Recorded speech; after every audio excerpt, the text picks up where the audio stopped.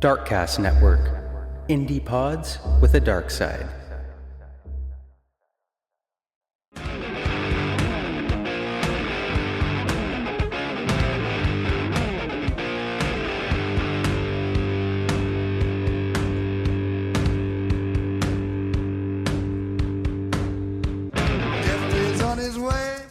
Devil is on his way.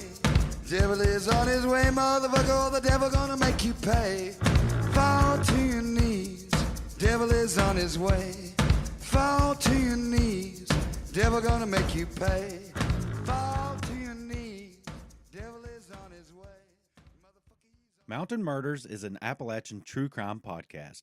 Some content may not be suitable for all listeners. Listener discretion is advised. We say, hey y'all, welcome back to Mountain Murders. I'm Heather. And I'm Dylan. Hey Dylan.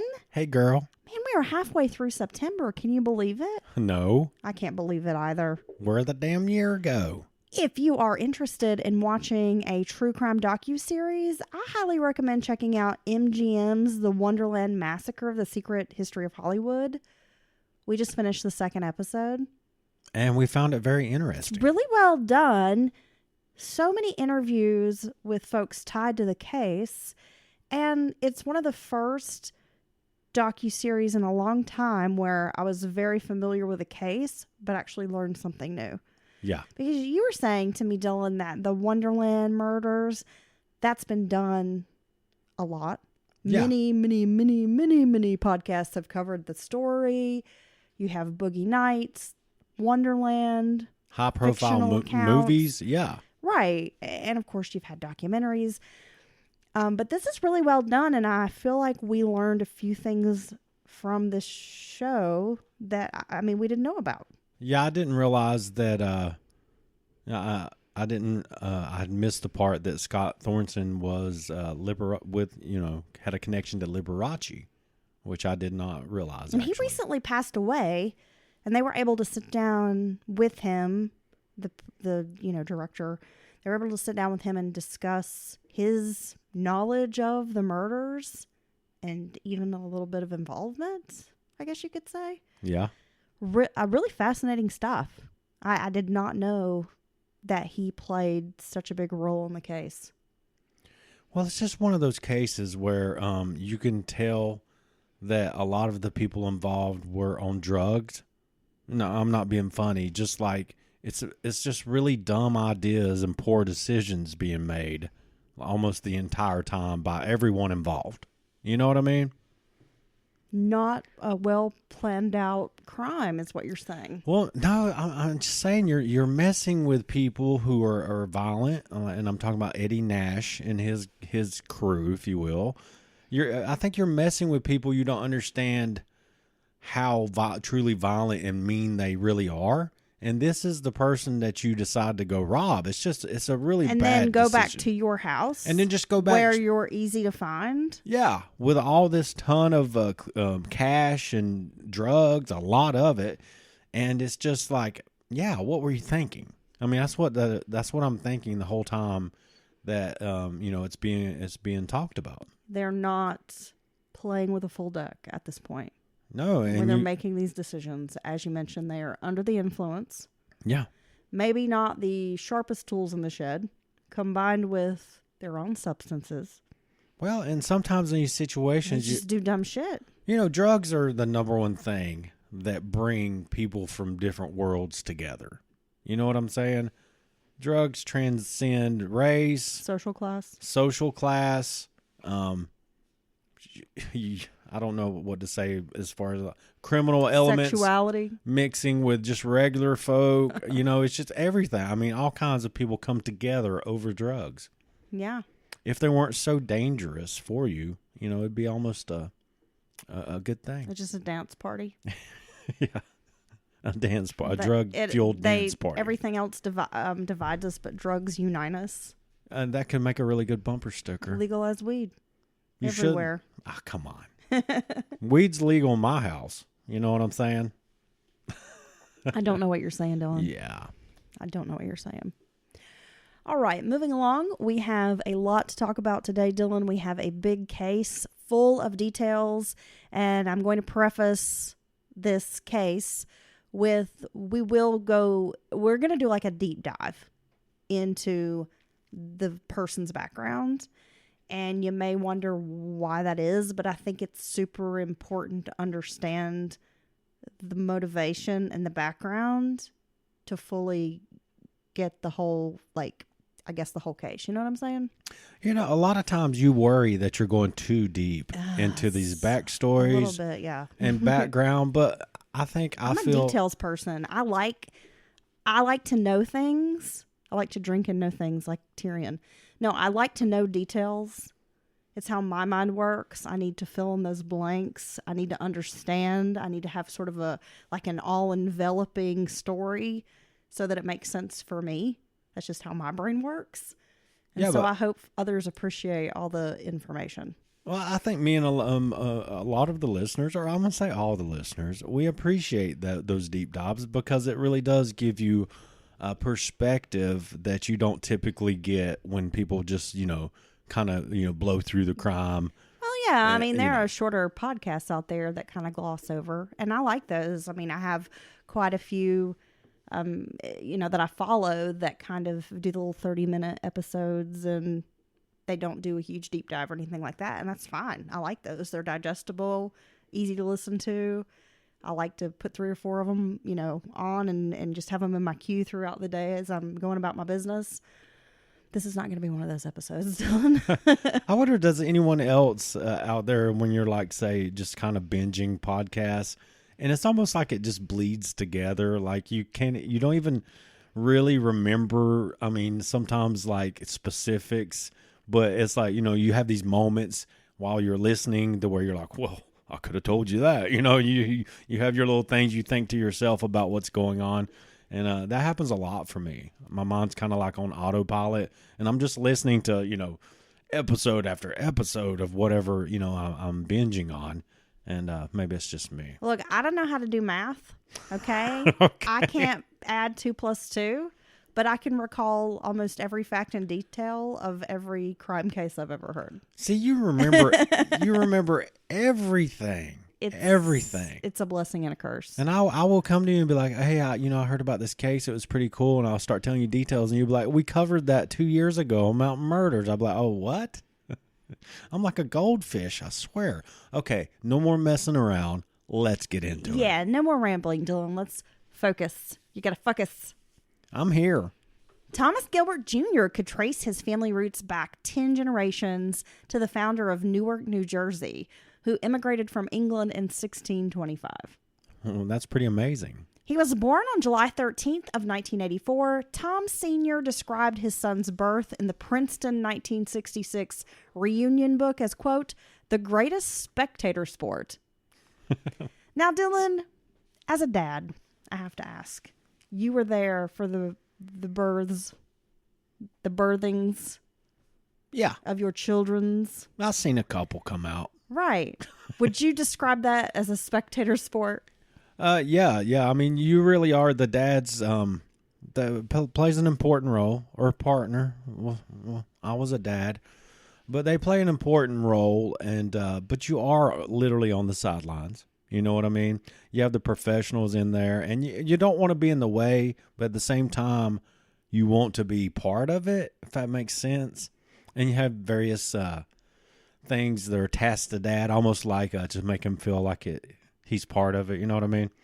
But yeah, I think spectator sport is a very good description of it. Well, it's funny you said you wanted to be part of it, and I have to say I was there when my children were born. You were? I did not want to have any part of it. Well, see, that's the interesting. Okay, that's the contrast. Someone else could be there doing all that. I would have been fine with that. I did not need to participate in that experience. See, you're there to try to support your woman having the baby and all, but you also know you're a woman.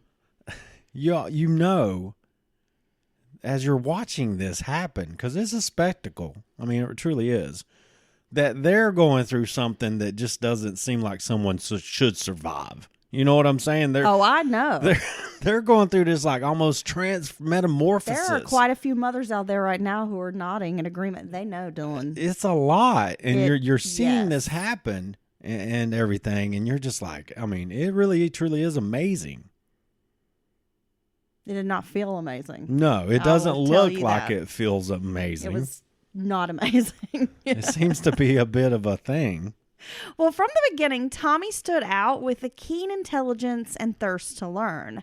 Before he could speak, Dylan, the child had this fascination with numbers and would set himself little goals to accomplish. Oh, Like even as a toddler. this kid has more direction than I ever had. True. In April of 1984, Tom Sr. joined the Loeb Partners Corporation, one of Wall Street's last independent banking firms, eventually working his way up to managing director. He enjoyed raising capital for his clients and taking on particularly difficult financial challenges. Shelley, Tommy's mother, left her job at New Court Securities, which has been renamed Rothschilds Incorporated, in 1985 to care for their son full-time. So we've got this yuppie family. Oh, is that what you would call it? I think it's safe to say this is the 80s. They're yuppies working on Wall Street, involved in financial industry, right? Yeah.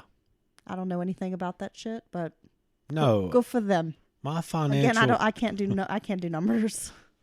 Just keeping my bills even every month is my financial accomplishment. Tom Sr., by all accounts, was a good and active father who spent hours wrestling with his young son on the floor and throwing baseball outside their mansion in Tuxedo Park. Tommy was an adorable little boy with blonde curls and big blue eyes, and of course he was doted on by his mother and father. In 1989, Tom Sr. moved the family out of the mansion and into a luxury apartment on East 8th Street. It was just 7 blocks north of the Buckley School, where Tom Sr. was now on the alumni board.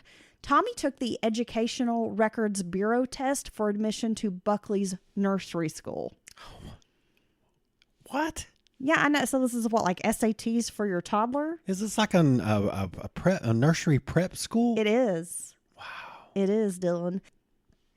Yeah, you hear about these kindergartens and these preschools where there's like these huge long waiting lists, and it's like the who's who of whatever society in the area, you know, and people will get nasty over like getting their kids in there or beating out other parents, and I find it seems like a lot of pressure for like 2 and 3 year olds. You know what I'm saying?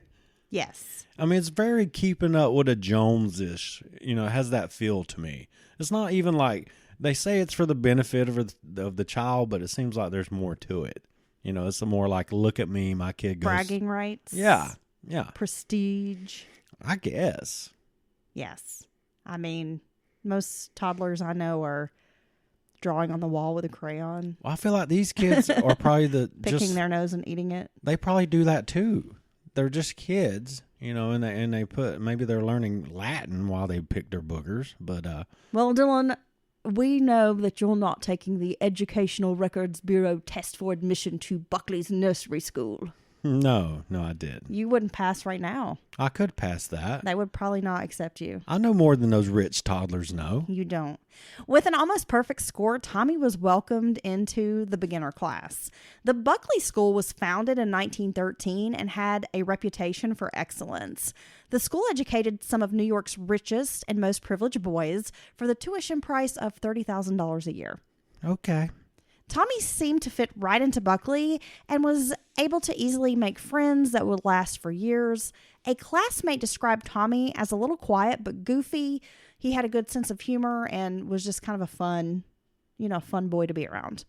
A few months after Tommy started at the Buckley School, Shelley delivered a daughter, Claire.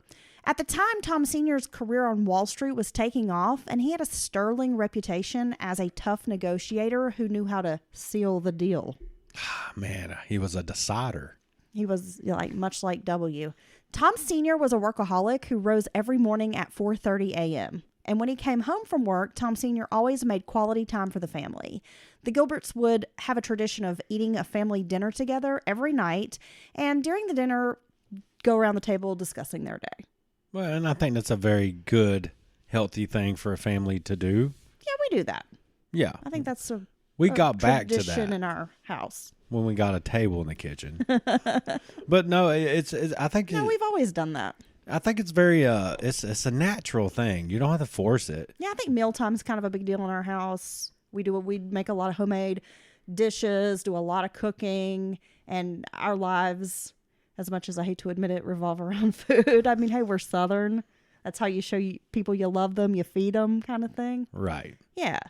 So it's always been important in our household to have dinner, make sure the kids had a good meal, a dessert perhaps. Yeah, but there's just this having everyone there at the table together. There's just this natural conversation that happens. You know Yeah. what I mean? Discussing your day, talking about something that struck you as funny or, whatever. It does feel like quality time. And you also sometimes it gives your children the opportunity to raise concerns about things they may be worried about.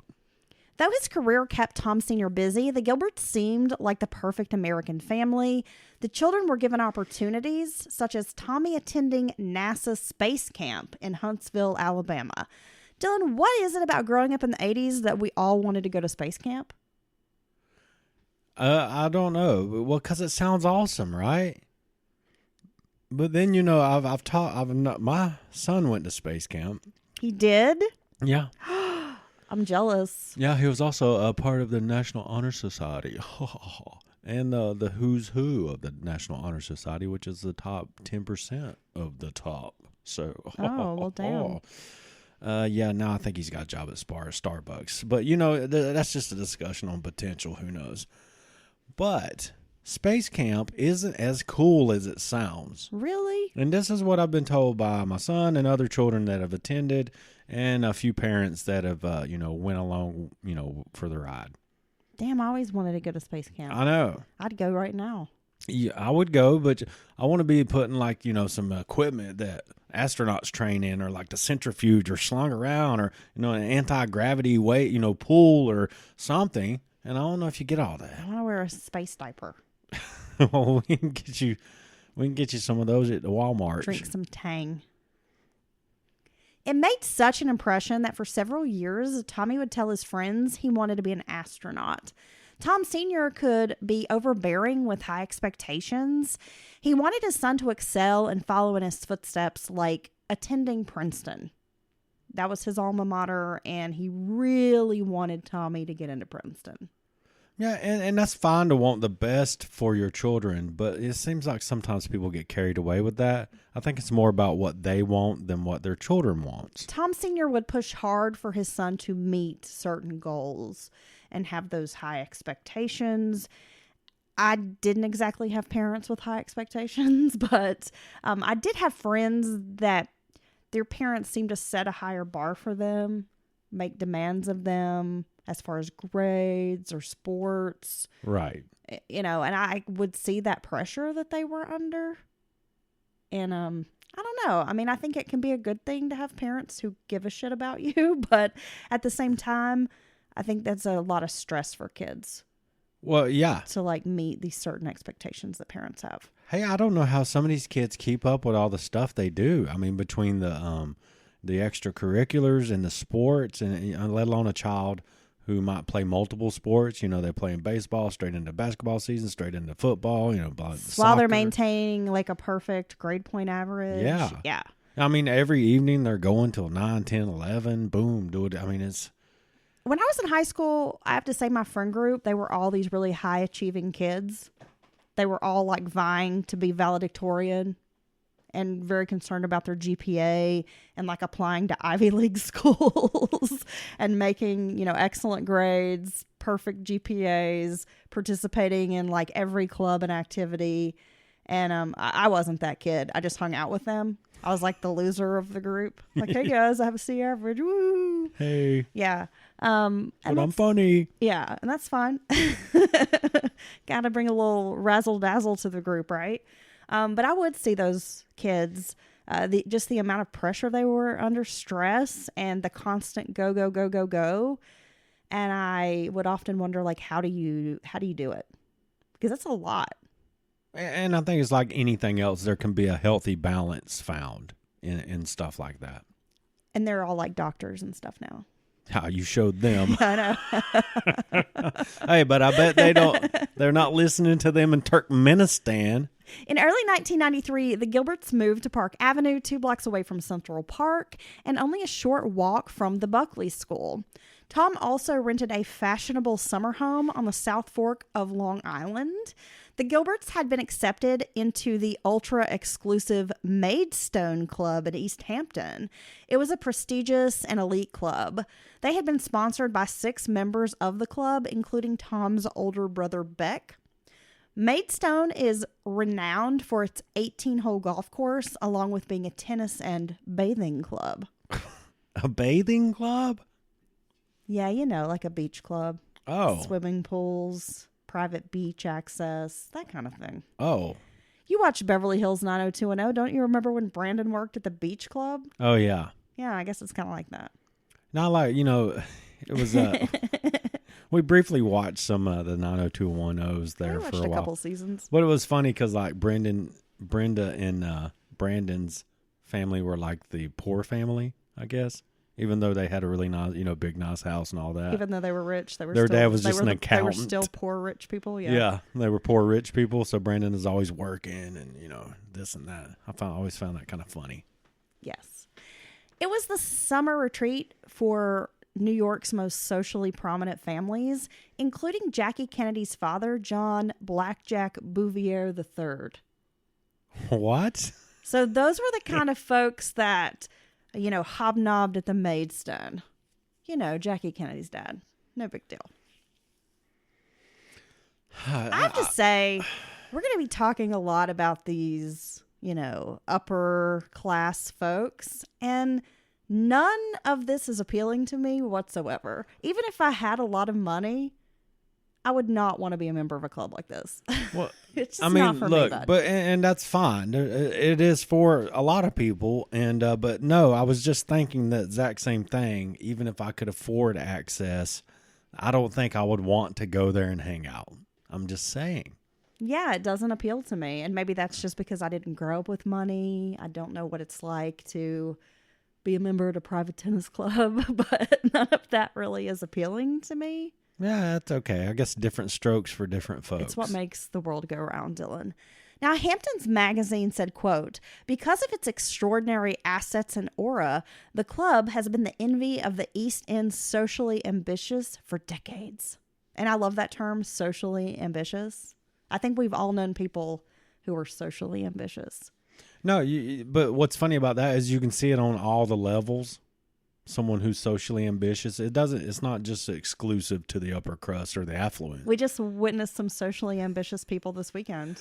You can see it even at the lowest level. Yes. Like you'll have someone just in a friend group who tries to climb some imaginary ladder as far as prestige or being renowned by the group. I don't know. It's funny. I've just never been like that. And I think what's at the heart of that is I don't give a fuck what people think about me. Yeah, I know. And even sometimes I've wondered if maybe I should a little more. Like I'm almost just secure with myself to a detriment. Yeah. Like I just don't care. I don't either. I don't wring my hands. I don't wonder what you think. I don't need to be accepted or fit in. I don't want to be part of the group. Now the only exception to that is our patrons and our listeners. I do care what they think about me.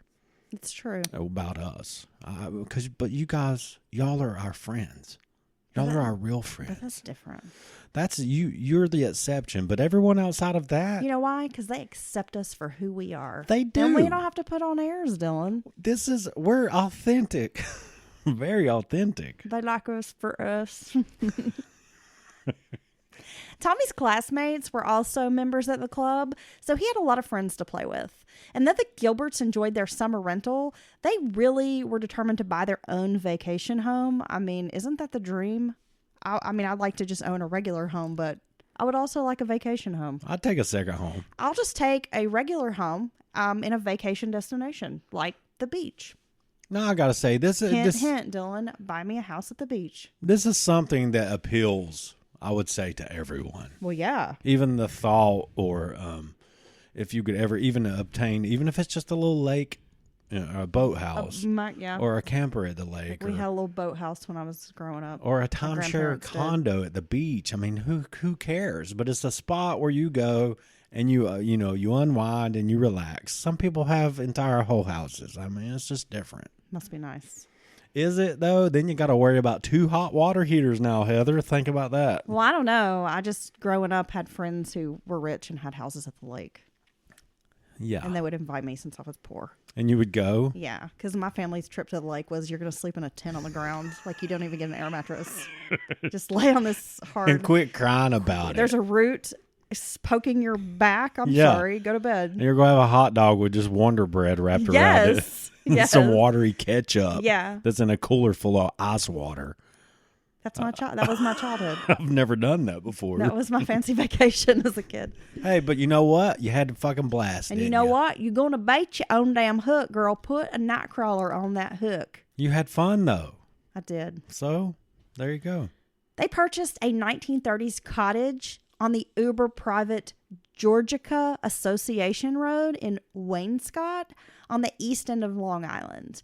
The cottage was 38,000 square feet with 2.5 acres of property. What? Now, at is first that I thought- 3,800 Well, square? that's what I thought, but the book said 38,000 square feet. That's not a cottage. Dude, I saw pictures of it. It's not a cottage. It's like a fucking mansion. You can't call that a cottage. I agree, but they call it a cottage. Rich people, Dylan.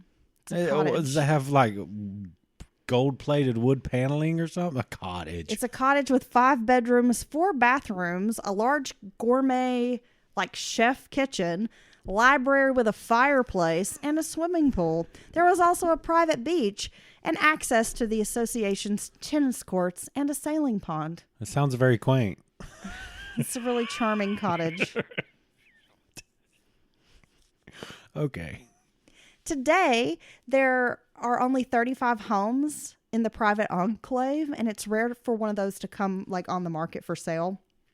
They're usually passed down from generation to generation.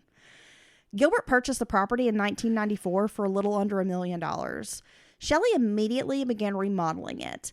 At their new home, Tommy learned to surf, which became a lifelong passion. He was a strong swimmer, later becoming a Hamptons lifeguard for 4 different summers. He also became a skilled tennis player, winning many of the Maidstone's Children's Championships. By all accounts, little Tommy had the world at his feet.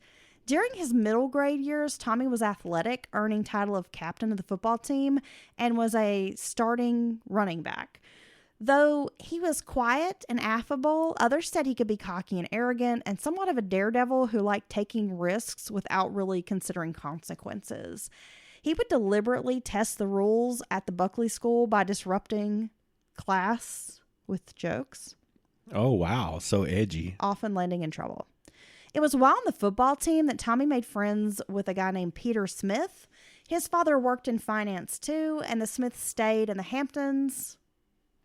So they're, doing all the same things. And their mothers played tennis together. And we'll talk more about Peter. He comes up again later in our story. Despite Tommy's life of privilege, Tom Sr. and Shelley were traditional. They expected the children to complete chores every day, despite the family's wealth. They didn't have maids or housekeepers. Oh, that's good. The kids had to clean up, that kind of thing. Shelley said, quote, "We all depended on each other. We were a happy, normal family." Around mid-1990s, sometime around 95 or so, Tom started his own company called Knowledge Delivery Systems. They provided online teacher education in 36 states, as well as full MBAs. He appointed himself chairman and CEO, and his brother, Beck Gilbert, agreed to invest $700,000 in this company. Must be nice. Hey, bro, you invest some money? Sure, here's $700,000. No big deal. I can relate. I really can. My brother might invest like $7 in my company. You think so? Maybe. We'd probably have to borrow it from my dad. As a teenager, Tommy was considered a golden boy. Again, he's a straight A student, star athlete, student council member. Though he had learned to fake good behavior, deep down he was experiencing anxiety and paranoia. He developed an irrational fear of his father and some classmates. Tommy also experienced social anxiety and grew quite insecure. Years later, Tommy will tell a psychiatrist the first time he experienced a mental issue was in the 6th grade. He was on a school bus and felt unlike himself. He said he just lost social skills and couldn't even speak. Like, he didn't even know how to open his mouth and have a conversation with the kids sitting next to him. That would be scary. He also started having these dreams that his father, Tom Sr., was like sadistically harassing him. In one dream, Tommy said he was eating a bag of potato chips when his father snatched the bag and started yelling at him. Up until that point, Tommy had a wonderful relationship with his father and loved him very much, and then just something changed all of a sudden. Tommy's relationship with his father became more and more fraught. If Tom Sr. pressed his son on anything like playing tennis or, making a better grade in school on a certain subject, how'd you do on your test? You need to study. Tommy would get really defensive and angry. He felt like Tom was domineering and pushy. And both were stubborn and didn't really like being told what to do. Well, that can make it tough on two people's relationship. It doesn't matter what the dynamic is if they're both stubborn, because, you usually have like a give and a take, back and forth. But if neither of you will give an inch, it's going to cause issues. Absolutely. One example of this was in 7th grade when the soccer team was going on a school trip to Stockholm, Sweden. Tom Sr. called the school to ask if his son could go. He was denied due to the fact that Tommy was not on the soccer team. And when Tommy found out that his dad had called the school, he was humiliated and really mad that his father was interfering with his life. In Tommy's class, there was a writer named Nick McDonald who wrote a bestseller called 12. It was a book about sex and drugs among Manhattan's rich prep school kids, and it was based on his time at Buckley. By 7th grade, Tommy was drinking and smoking marijuana with his friends. Later, Tommy would boast to a girlfriend that he had lived a much wilder life at Buckley than Nick McDonald had. Once Tom Sr. called the principal after a father-son camping trip to report rumors that some of the students had been smoking pot. Tommy was livid. He was afraid he was going to lose all of his friends because they would think he was a rat. So again, he's mad at his dad. Well, okay. So, like with the trip to Stockholm, for one, you should ask your son if he even wants to go. Right. Like, why? I agree. Why are you like trying to set something up and you never discussed it with him? That's kind of weird.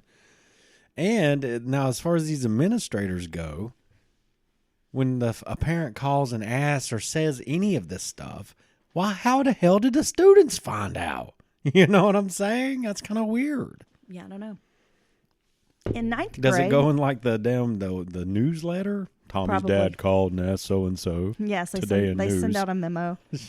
The kids get a fax, their locker. They all have fax machines in their locker. In 9th grade, Tommy began committing acts of vandalism and bullying.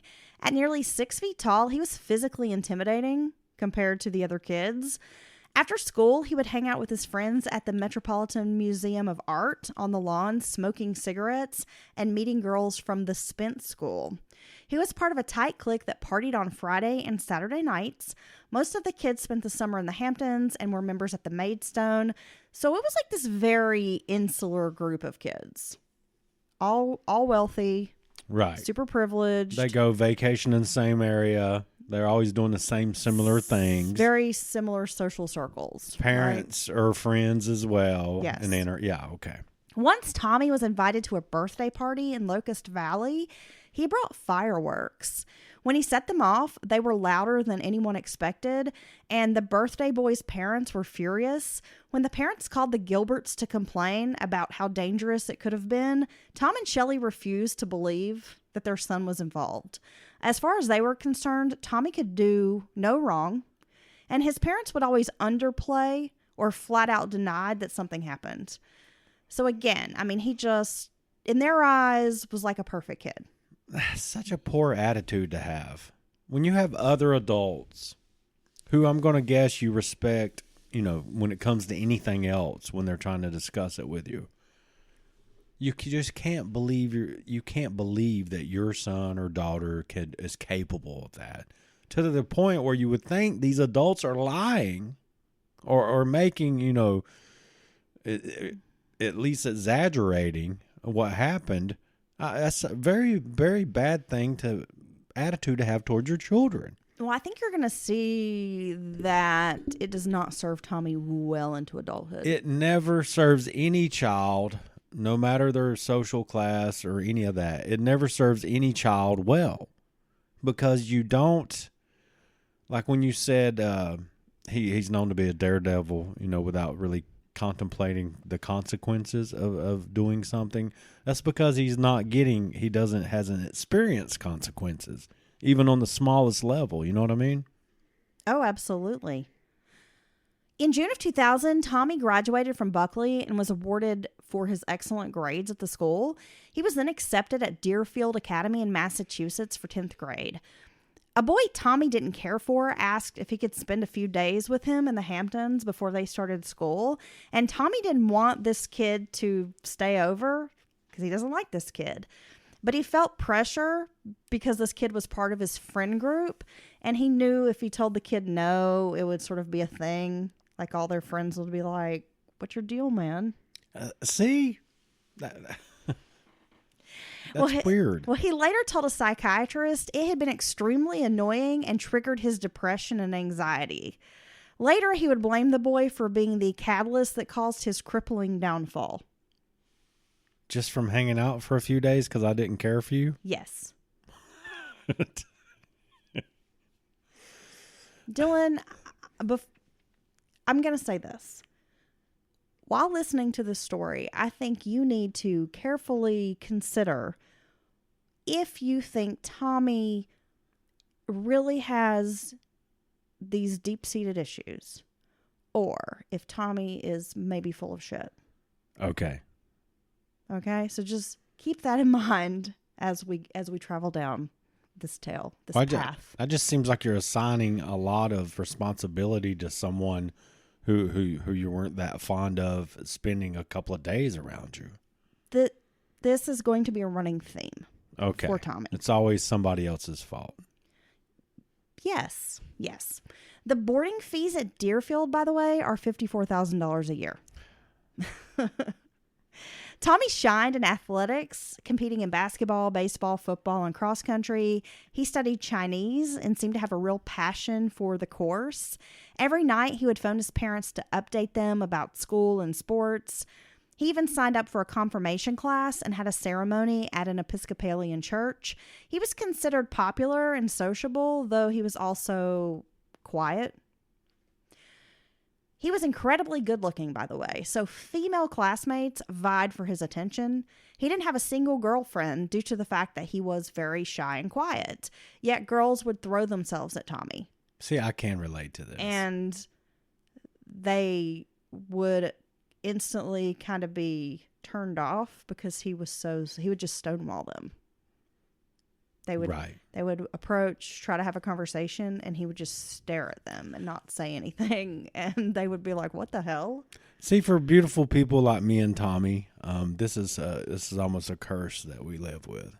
The world wants in, but we can't let them in.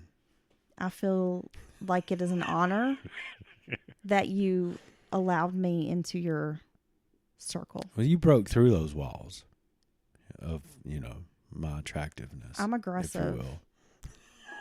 I'm not a looker, but I'm a go-getter, Dylan. She's like, I know how to get over walls, bud. It's true. No, I'm just kidding. But so here you have this guy. I brought my climbing gear. That's kind of an interesting two things existing at once, to have getting all this female attention, but at the same time being almost painfully shy. Yes. Because he is really good looking. I mean, like model, good looking, handsome, Hollywood good looks, tall, blonde. I'll post some photos of Tommy on our social media. Well, no, I'm just saying, like, he is a very attractive man and a very attractive boy. So, yeah, to think that you have this very, what would be like, oh, that's a hot guy, right? And he just is so awkward and shy. And then the girls think he's being a dick. Yeah. But it's really, even if he really likes this girl, he doesn't know what to do. Exactly. Like he doesn't know how to, react. Right. So they would instantly be like, wow, this guy's an asshole. Right. Right. Who the fuck does he think he is? Or he's really weird because he just doesn't say anything. He's just staring at me while he's inside, like panicking because someone's trying to talk to him. No, I used to be rather shy. Imagine that. What happened? I don't know. Gosh. Well, you brought me out of my shell. Yeah, I baby. know. When I met you, you were pretty shy. It was cute. But especially younger, I can. It's shyness is tough. I mean, really, when you're rather shy, and it can it totally comes off as weird to women or young girls. If you're a young man as well. But yeah, so shyness is a tricky thing. I was very shy. It's hard to get past because it really is during kind of my adolescence. Tied up into like a ball of anxiety and all this inside of you. You know what I mean? It's like, and you don't even think about, hey, I need to be less shy because it's just how you are. And, you don't even know that that's something you need to like work on. You know what I mean? I learned to fake it until I made it. I've been faking it some at work. Just acting like I know more about some things just to get me other opportunities. Does it work? It does work. Now, you got to be ballsy to fake it till you make it, like truly fake it till you make it. Yeah, I was wondering why you came in wearing a lab coat and you were suddenly telling me you're like a brain surgeon. That just didn't seem right to me. Yeah. But I went with it. Well, they got robots that do most of the heavy lifting nowadays, so I'm just going to act like I know what's happening. You're like Dr. Death. I'm You're like, just going to pretend you know. It wasn't plugged in. It's okay. Tommy made honor roll. He became a star on the debate team. He was moved to a different dorm during his junior year, and it was into this very small, cramped room with a guy named Bob. Tommy convinced himself that Bob was contaminated. Oh. I'm not really sure what that meant. It was just contaminated. So he tried to avoid him, later describing the living situation as severely traumatic. Tommy became obsessed that Bob was contaminating him. And that's when his concentration began to suffer. This irrational fear took a toll on his schoolwork. I don't know. I mean, is he contaminated with like a nuclear radiation type of Chernobyl something another? Is it a bug? He's just contaminated. I don't know what to tell you. Is he, maximizing his pheromones? He just doesn't shower? I'm not sure. Tommy was able to travel to China the summer before his senior year on a school trip. Upon his return, he took a job as a lifeguard in the Hamptons. His parents began noticing changes in Tommy around this time. He seemed more aloof and washed his hands frequently. He would kind of lose his clothing. And when asked, well, what happened to your, he wouldn't have any clothes. Where's your polos? Yeah, what happened to all of your Brooks Brothers sweaters? He would say that they had become contaminated. So he's throwing them away. Yeah. Wow. When it was suggested that Tommy see a doctor, he grew quite angry. Now, it sounds like he is exhibiting OCD behaviors. Yes. He was having issues with language too, like always seeming to start and stop a sentence, then try to restart the sentence. Like he couldn't quite choose his words or something. Like maybe he's overthinking it? Yeah, maybe. I mean, I don't exactly understand. I would need an example to know exactly. The information. Yeah. Right. Exactly. He began isolating from his Deerfield friends, saying he felt like a loser and he didn't want to hang out with them. He completely cut off contact with his old friends from Buckley. If he saw Buckley kids at Deerfield, he would like literally run away, Dylan. Like the other way. As they approached. And like, hey, he would turn and run. Yeah. Strange, huh? He completely disassociated with anyone that he knew, like in his previous school. just cut off contact with everybody. Almost like it's a previous life for him. Yes. Tom Sr. wanted Tommy to attend Princeton for college.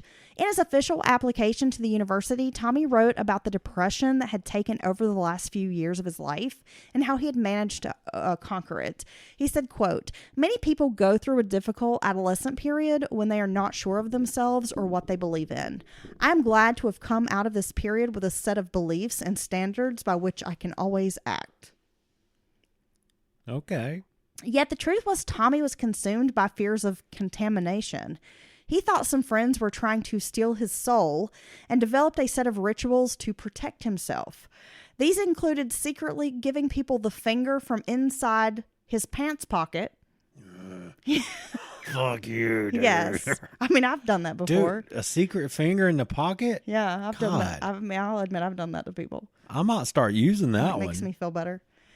Turning his head and spitting or humming tunes under his breath. After graduating from Deerfield in 2003, Tommy was convinced his wardrobe was contaminated by insects and bugs and threw away all of his clothing and demanded that his parents buy him new clothes. Now, I have to imagine his parents, if they know of any of this, are worried about how he's behaving. To an extent. Or are they connected enough to know? They know, but they're not really getting him the help he needs. Well, I could see that they're probably the type who don't want to admit maybe something's wrong with their son. Tommy had no issues getting into Princeton. He would major in economics, with Tommy's wealthy Uncle Beck offering to pay his tuition.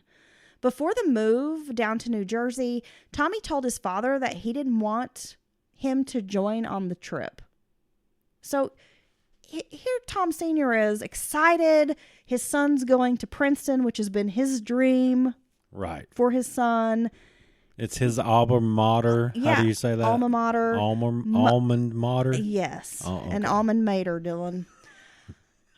And as we know, most parents want to be there when they drop their kid off at college. Yeah, It's a big deal. It's a milestone. That's what I see in the movies. I guess if we had any kids that went to college, we would know what that felt like. All I ever done was drove past college.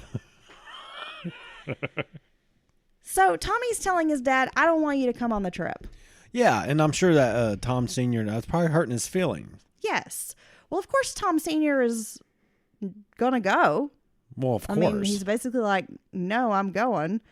And so the whole way they're driving, Tommy is upset on the drive. He starts throwing a tantrum in the car. He starts screaming that everything is severely contaminated. And by the time they arrive at Princeton, he's in tears, crying, freaking out. Oh, wow. Not how you want that day to go. Move-in day is quite stressful. There's a lot going on. And he's throwing a tantrum like a kid. Kicking and screaming. It's a lot. But I'm sure I would be like, we need to take him back home and figure out what the hell's wrong with our son. Not in a bad way. Like, I would be concerned. I agree. Now, despite his old roommate Bob not being a student at Princeton, not being anywhere near Princeton, Tommy was convinced he was on campus contaminating it. Like Bob's just crop dusting the whole campus with his contamination. Damn it, Bob. Tommy told his parents that he wanted to transfer to Duke University for a fresh start, but Tom Sr. convinced him to stay on at Princeton. His freshman year was a psychological nightmare. He developed a new set of rituals to survive contamination, including changing clothes 3 to 4 times a day and throwing away the old clothing items. He expected Tom and Shelley to replace his wardrobe.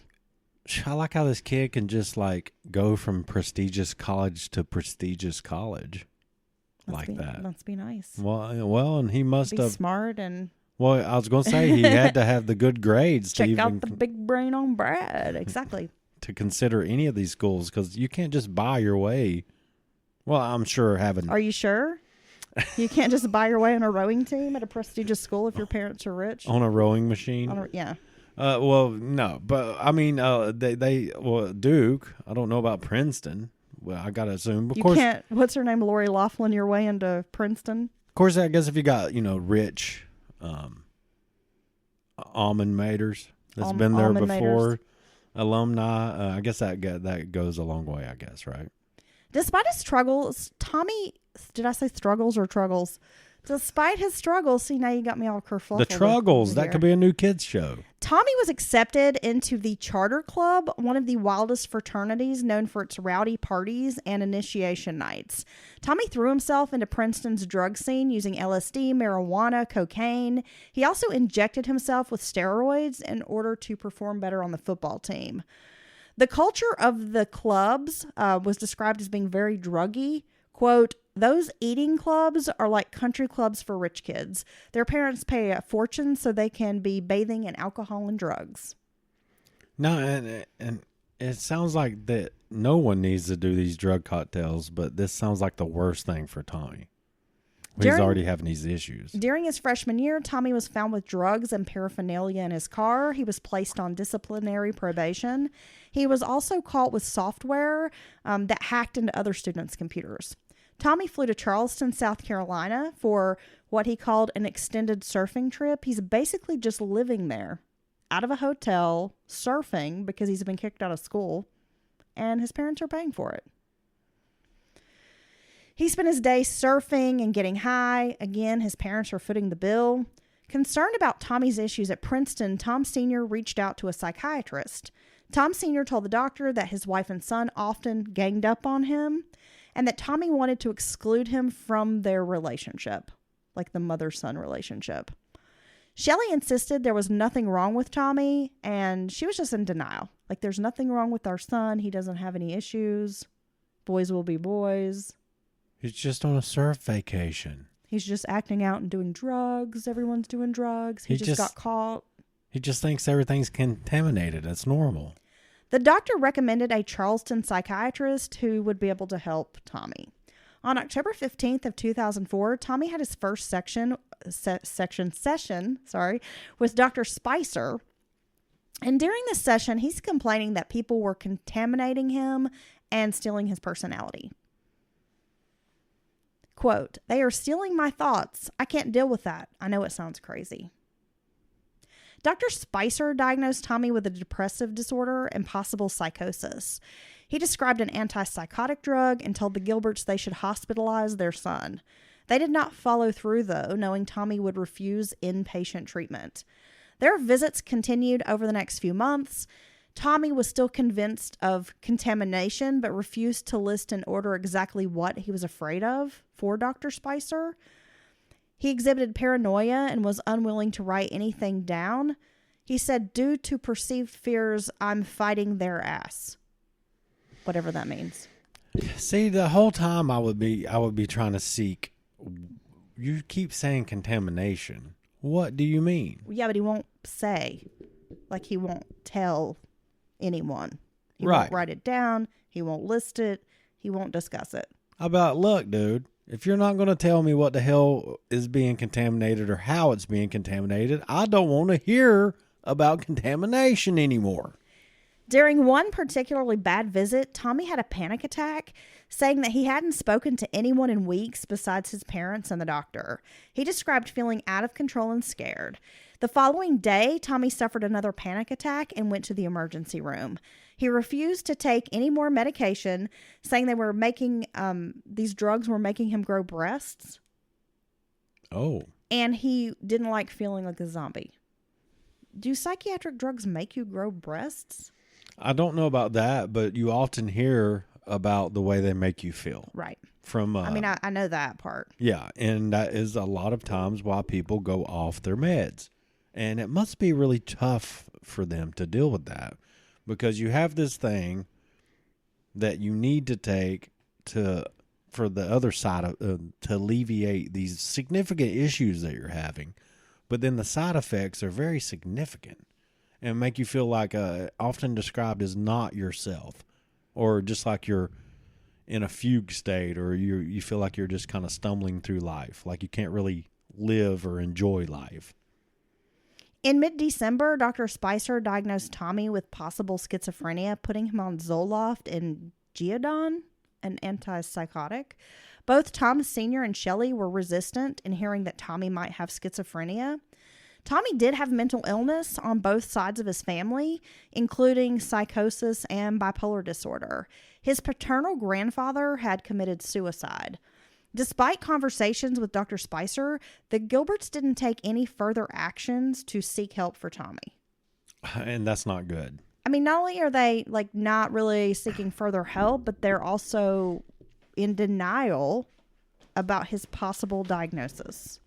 Then he told Dr. Spicer he wanted to go to New York and buy a gun. Oh, yeah, that's the logical next step. Well, the Tommy. doctor found this very alarming and wrote, quote, "He is clearly a very disturbed young man." A few days later, Tommy called 911 after being overwhelmed by suicidal thoughts.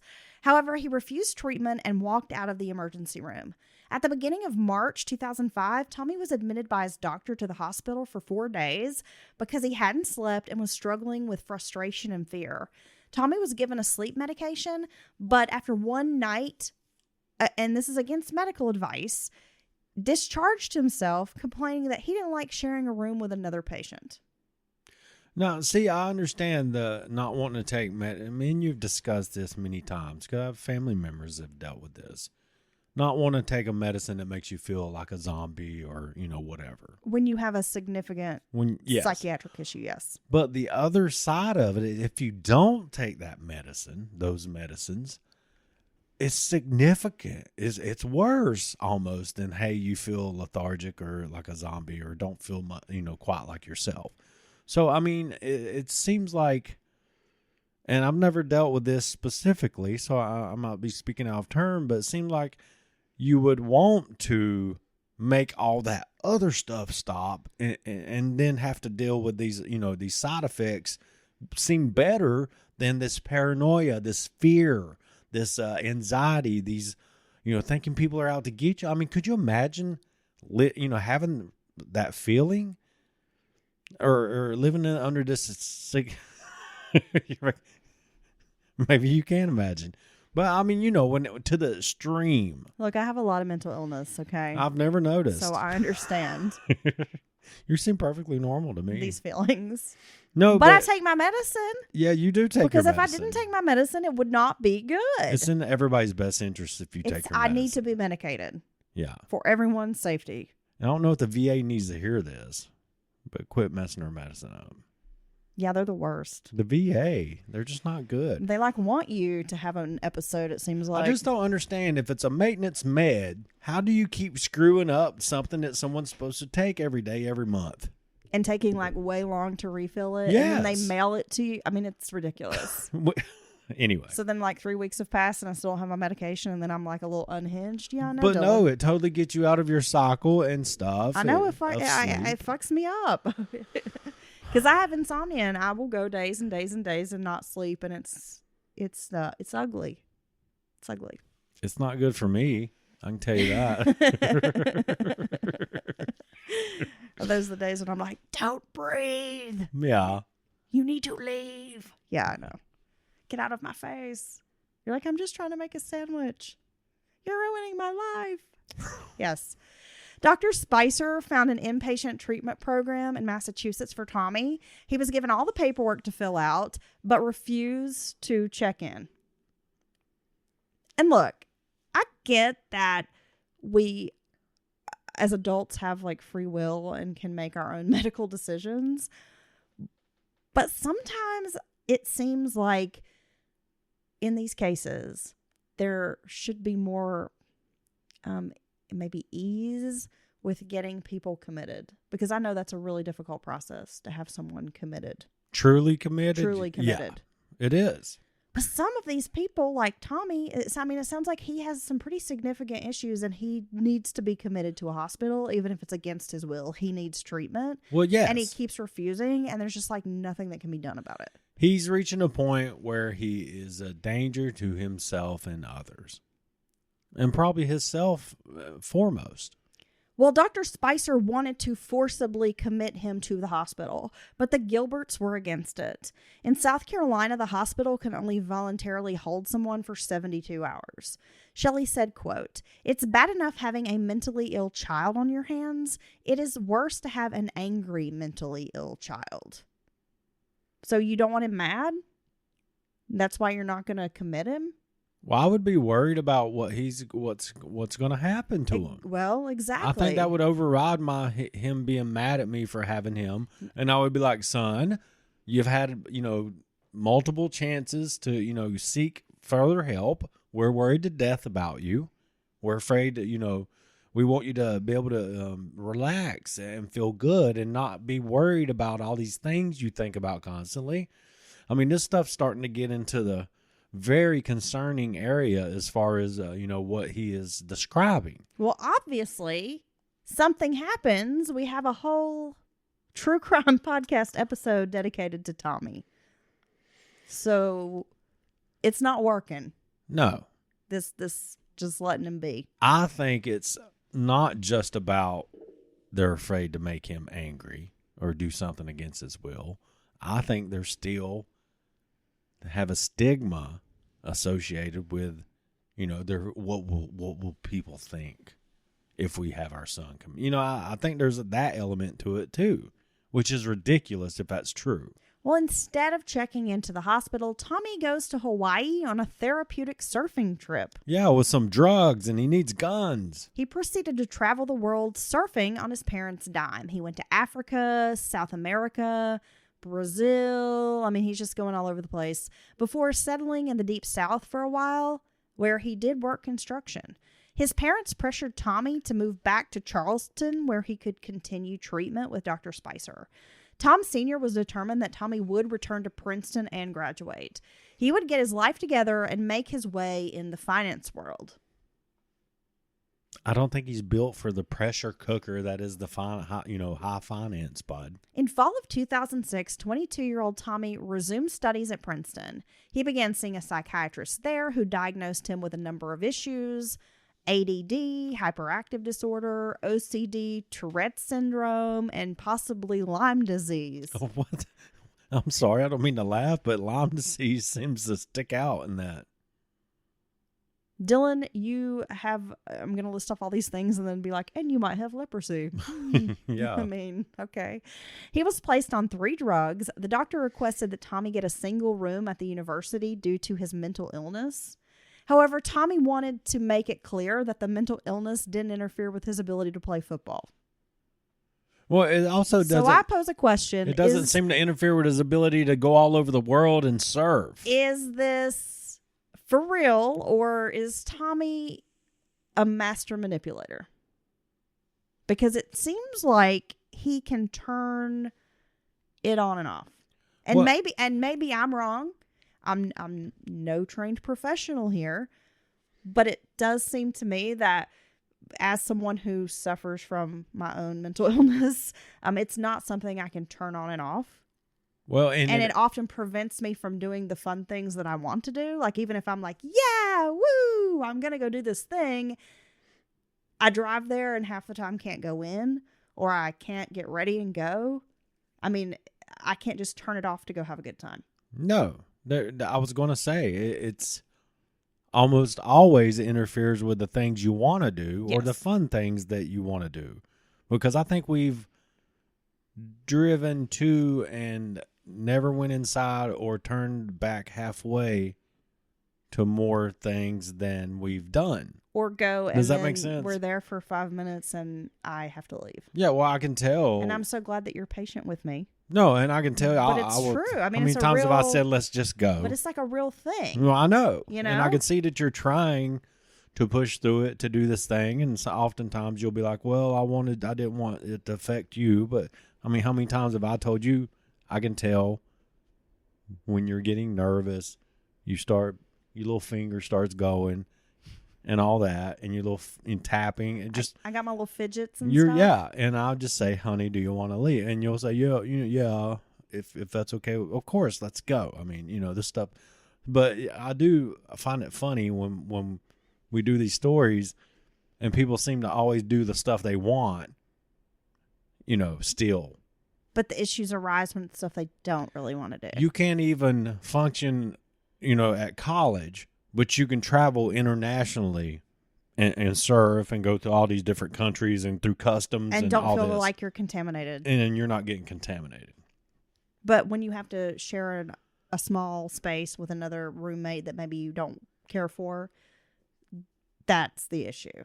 Yeah. Because it's something you don't really want to do. Yeah. It seems like that's when your mental illness really, rears its ugly head. There will be moments, and this is one reason why I did choose to do such a deep dive into Tommy's background, and we're going to discuss all of these things because I do think it's important. And this is not us downplaying mental illness. No. I mean, I think people know that, but I want to make that clear. I'm not. Well, I'm not. Well, I know you're not. I mean, I know what it's like to live with a pretty extreme, right, case of something that affects your daily life. So yeah, I mean, I'm not trying to downplay what's going on with this guy. But it's really shitty when people do manipulate that. But I'm just saying, from my point of view and my perspective and my experience as someone who does truly battle issues every day of my life, I can't just turn it on and off. And it's not like I go do all the fun things and then my mental illness is only affecting the things I don't want to do. Right. I just get mentally ill when I go to work. Yeah. You know what I mean? Right. No, it doesn't work like that. But it does seem like, oh, you can't have a roommate at college because it could be a problem, but you can still go play on the football team. Let them know I can do that. Yeah. I'm not going to feel contaminated at all with sweating a pile of sweaty guys touching in the dirt. other men. And the tight end and all. Oh, yeah. Yeah. Yeah. You ready for this, you wide receiver? Yeah. Run a go route. I don't know what that means. I don't know anything about football. I can tell. I just know there's that little the little hoopy thing. Not the little hoop. What is it? A goal. Are you talking about the field goal thing post? at the end? Stop. It looks like kind of a weird fork shape or something. That's where they kick the field goals. Now you're just acting. No, I'm saying I do know that there's that and that they kick. Yeah. But then the game doesn't have kicking at any other time. Well, you kick it off. It's so weird. It's a kickoff. You also got to punt, bro. You need to look. Let's just move on. It's a sport that makes no sense to me. That's why it's called football. It's stupid. Yeah, they run around with their hands. And then Americans make fun of the soccer being called football all over the world. Yeah, what's wrong with us? Okay, we'll get back to our story. Yeah, let's move on from the foosball. So he makes the Princeton football team. He's continuing the use of steroids, and he rejoins the charter club with access to drugs. Tommy goes on a 3-day drug binge in May of 2007, snorting cocaine and taking a massive amount of hallucinogenic mushrooms. Tommy calls 911 saying he was overdosing on cocaine. He tells emergency services that he had snorted 4 grams of cocaine and eaten 10 milligrams of mushrooms. Jeez. Is that a lot? Well, that would be a lot of either. You know what I'm saying? Well, I don't know. 4 grams of coke at once. Again, I don't know math, so I don't know measurements. 4 grams of coke is a lot of coke at once in one sitting, in my opinion. So 10 milligrams of mushrooms. That's like a quarter of mushroom. Yeah. Okay. Yeah, because good mushrooms, I mean, a dose, I mean, it depends on the person and what kind of journey they want to go on, but you're talking usually, you just ate like 1. a gram or 2, 2.5, maybe 3. Like you just ate like 1 or 2 mushrooms. Yeah. So this is, I mean, and honestly, I'm sitting here thinking about mixing mushrooms with cocaine. Oh, God, I would not want any part of that. Yeah, I don't know. Not together. Okay, I'm going to take your word for it. I wouldn't do any of it now. I'm going to take your word for it. Yeah, just trust me. It doesn't sound like a fun time. No. Plus, now here's the other side of this. If you are struggling with mental illness, that's what I was thinking, and you are truly having these problems, why are you using these substances knowing it's going to be a problem? Right. And a lot of people struggling with things like schizophrenia, significant psychosis, or personality disorders find that they can't right do drugs like this when they try it with their friends. A lot of times people suffering, especially I've noticed this seems to be true for males with even mild forms of Like schizophrenia. a schizoid They can't smoke pot affective disorder or something. because their brain's already opened up. Just naturally, what's happening with the brain chemistry is already opened up and expanded in a way that a lot of times these drugs kind of do to normal, people who don't suffer these things. So it's like that it magnifies what's already happening in their brain anyway, and they find that they can't, even if they want to smoke pot or do these drugs, they can't do it because it just goes way too far for them. So this is another sign of maybe. I just don't think you would be doing. I don't think you would do all these drugs all the time if you truly had some of these issues he's claiming to have. And certainly if he is doing that and then has these issues, it's not a good thing. I just don't get it because I'm like, at what point do you kind of accept responsibility or like take responsibility for yourself and your health care and your mental health? Right. And it's about you. I mean, trying to be better, feel better. I just don't understand. Anyway, he's taken to the emergency room and police seize almost a dozen plastic bags containing mushrooms, marijuana, various pills. They find 2 rolled up $20 bills, a grinder covered in white powder, and a mirror that has a bunch of cocaine on it. Okay. Scarface style. He was arrested for possession and being under the influence of drugs. The next day, Tommy attacked a nurse by kicking her leg and headbutting her to the floor. By the time officers arrive at the hospital, Tommy has discharged himself. He was arrested at his apartment, charged with assault. On June 14th, Tommy agreed to probation and supervisory treatment. 15 months later, all the charges were dropped after he successfully completed the program. No comment. Well, it just shows you what money can buy. Because I'm sorry, a lot of people wouldn't work out like that for them. A day after the court appearance, Tommy flew to Beijing for a 2-month Mandarin course at the Boomerang Institute. Later, he would brag to friends that he had taken LSD on the plane for the flight over. While in China, Tommy had an affair with a woman who had a young son. She asked him to bring her back to the United States, but he refused. Tommy would later say the relationship ended badly. However, he did keep the woman's photograph in his wallet for years after. He spent Labor Day weekend in the Hamptons where he bumped into Lila Chase, a girl he hadn't seen in years. And by the way, Lila is the niece of Chevy Chase. Really? Yes. So she'd kind of always had her eye on Tommy because he was so handsome.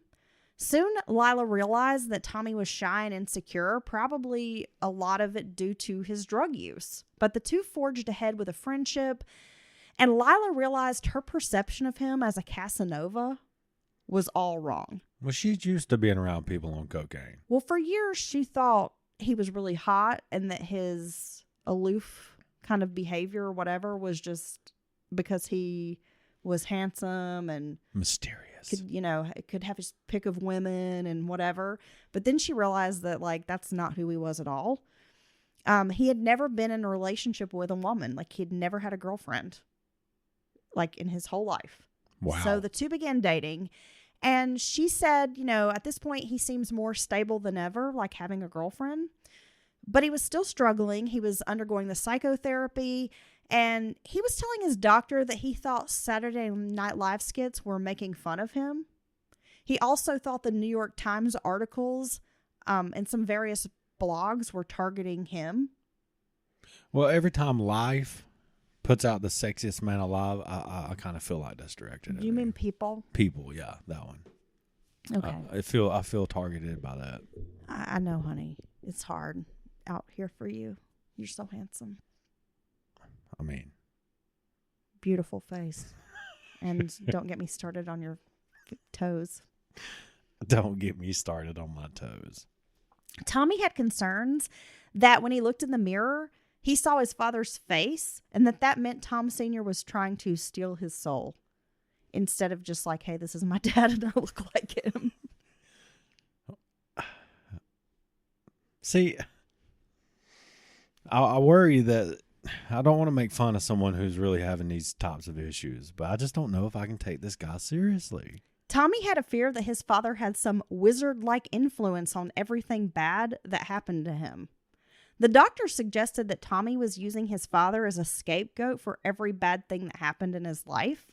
And at this notion, Tommy, for a period, seemed to have a breakthrough and was like, yeah, you're right. I need to change the way I think about things. Okay. Right.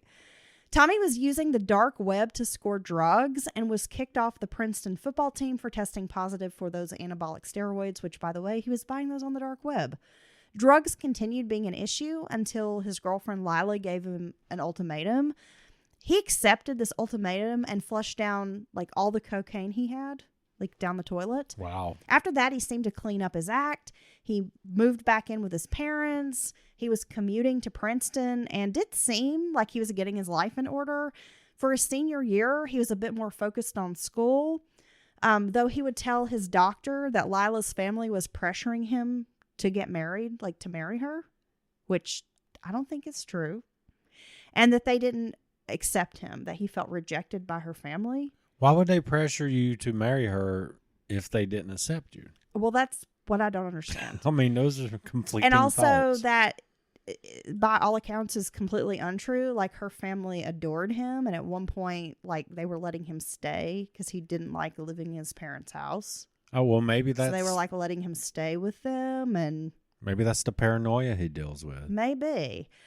By spring, Tommy was again using cocaine.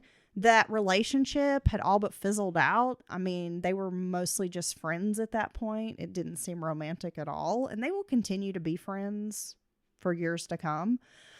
When Tommy graduated from college in June of 2009, Tom Sr. told people, quote, he's going to run a hedge fund.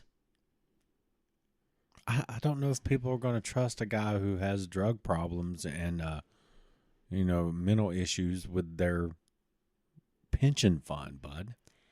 Tommy moved to Riverdale, New York, and began an internship with a capital management group, but was fired pretty quickly for playing video games instead of working. And that'll do it. Tommy, you got those reports? He's over there playing Galaga.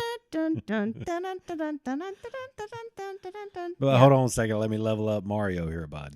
Tommy wanted to have his own hedge fund, which he called Bayberry High Growth Fund. His father gave him advice on how to get it off the ground. Yet his stock picking methods were something of a cheat.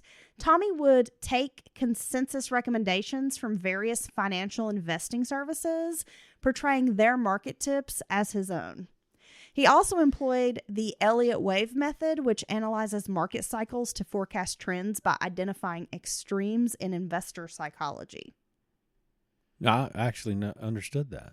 Well, I should actually be better with finances. I know about finances. I mean, that made sense to me, too. I'm not stupid. Well, I didn't say I'm you were. not as dumb as I look. I didn't say you were. I just can't do math. No, but the psychology of investors is a big part of it. And that's really like the meat of what a lot of these people play on. Tommy and Lila began networking with wealthy circles, trying to find investors for his hedge fund. His parents paid for him to have a junior membership at the Maidstone Club, which was like thousands of dollars a month. They said, quote, we wanted him to have access to the club because he had friends there and we thought that tennis would be good for him. So they'll spend thousands of dollars for him to be a member of this club, but not for him to like go to inpatient treatment. No. In early 2010, Tom Sr. took a career change. He co-founded a private equity fund. He also began like downsizing because they had been hit pretty hard by the 2008 economic recession. So Tom Sr. and his wife are trying to save some money at this point. Oh, wow. Yeah, they don't have all the liquid that they once had. And he's working for himself. He's putting money into his own company. So he's got to like tighten that belt, Dylan. Tommy spent his days getting high and hanging out instead of working on his hedge fund. But would always tell people he was working on a hedge fund. Yeah, I'm working on my hedge fund. But there was really no work being done. Just sniffing coke, bud. So Lila eventually, she takes a job in Europe. And that's when Tommy kind of moves back in with his parents. Because, again, he's been like staying with her parents. even though he says they reject him. They don't like him. They've been letting him stay at their home. So he moves back in with his parents because he has nowhere else to live. He half-heartedly tries to find some investors for that hedge fund, but mostly just spends his days surfing, hanging out at his parents' summer house. When Tom Sr. would offer advice on getting this business going, hey, here's some contacts, you could do this, you could do that, he would get really angry. He did not want to hear it. Tom Sr. launched his own hedge fund in April of 2011. He used $500,000 capital, so he used his own money, as well as investments from family friends. Wayne Scott Capital Partners would invest in healthcare and biotechnology stocks. Tom Sr. hoped that he would be able to grow this into like $1 billion hedge fund. He worked 12-hour days trying to get this business going. He even created a role for Tommy at the company, writing a detailed 5-page job description for his son. And he was hoping this whole time that maybe if they were able to work together, it would bring them closer and they would be able to mend whatever problems they were having.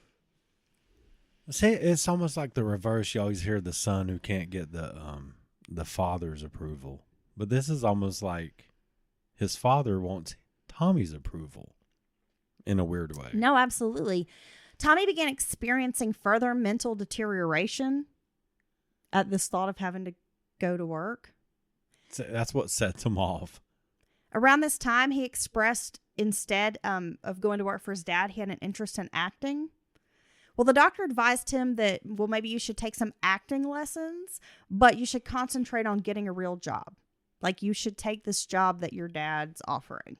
But does the doctor not know how many life lessons you can get out of a good improv class? I don't know, Dylan. I've never taken a good improv class. I don't need one. My life's an improv. Tom Sr. was concerned about his son's lack of ambition and was asking the doctor, like, how can we get him back on track? But at the end of the day, the Gilberts really don't want to hear what the doctors have to say. Because when they say, like, well, he really needs to be in a treatment program, they shut that down.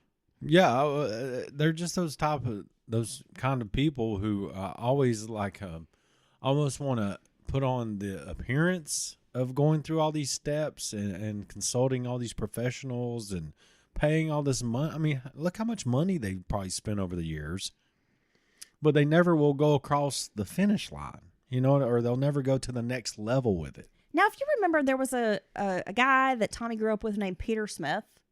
I said he would come back around later in our story. Well, Peter Smith bumps into Tommy and kind of sees that Tommy doesn't have a whole lot going on and invites Tommy to move into his Williamsburg row house. He has an apartment like in the row house. Tom Sr. agreed to pay half the rent, which was $1,400. Peter tried to help Tommy by introducing him to different people. It did seem that Tommy's confidence was growing, like once Peter brought him into his circle of friends.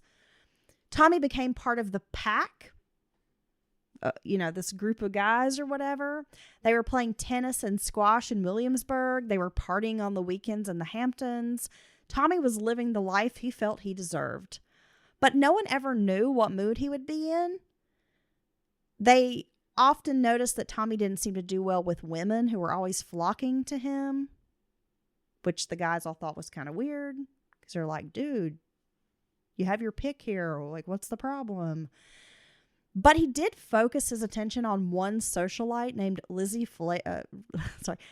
Frazier, who has been called, quote, the ghost of Edie Sedgwick reincarnate. Oh, damn.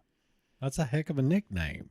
As Peter and Tommy grew closer, Tommy seemed to become threatened. Peter had like social success, financial success.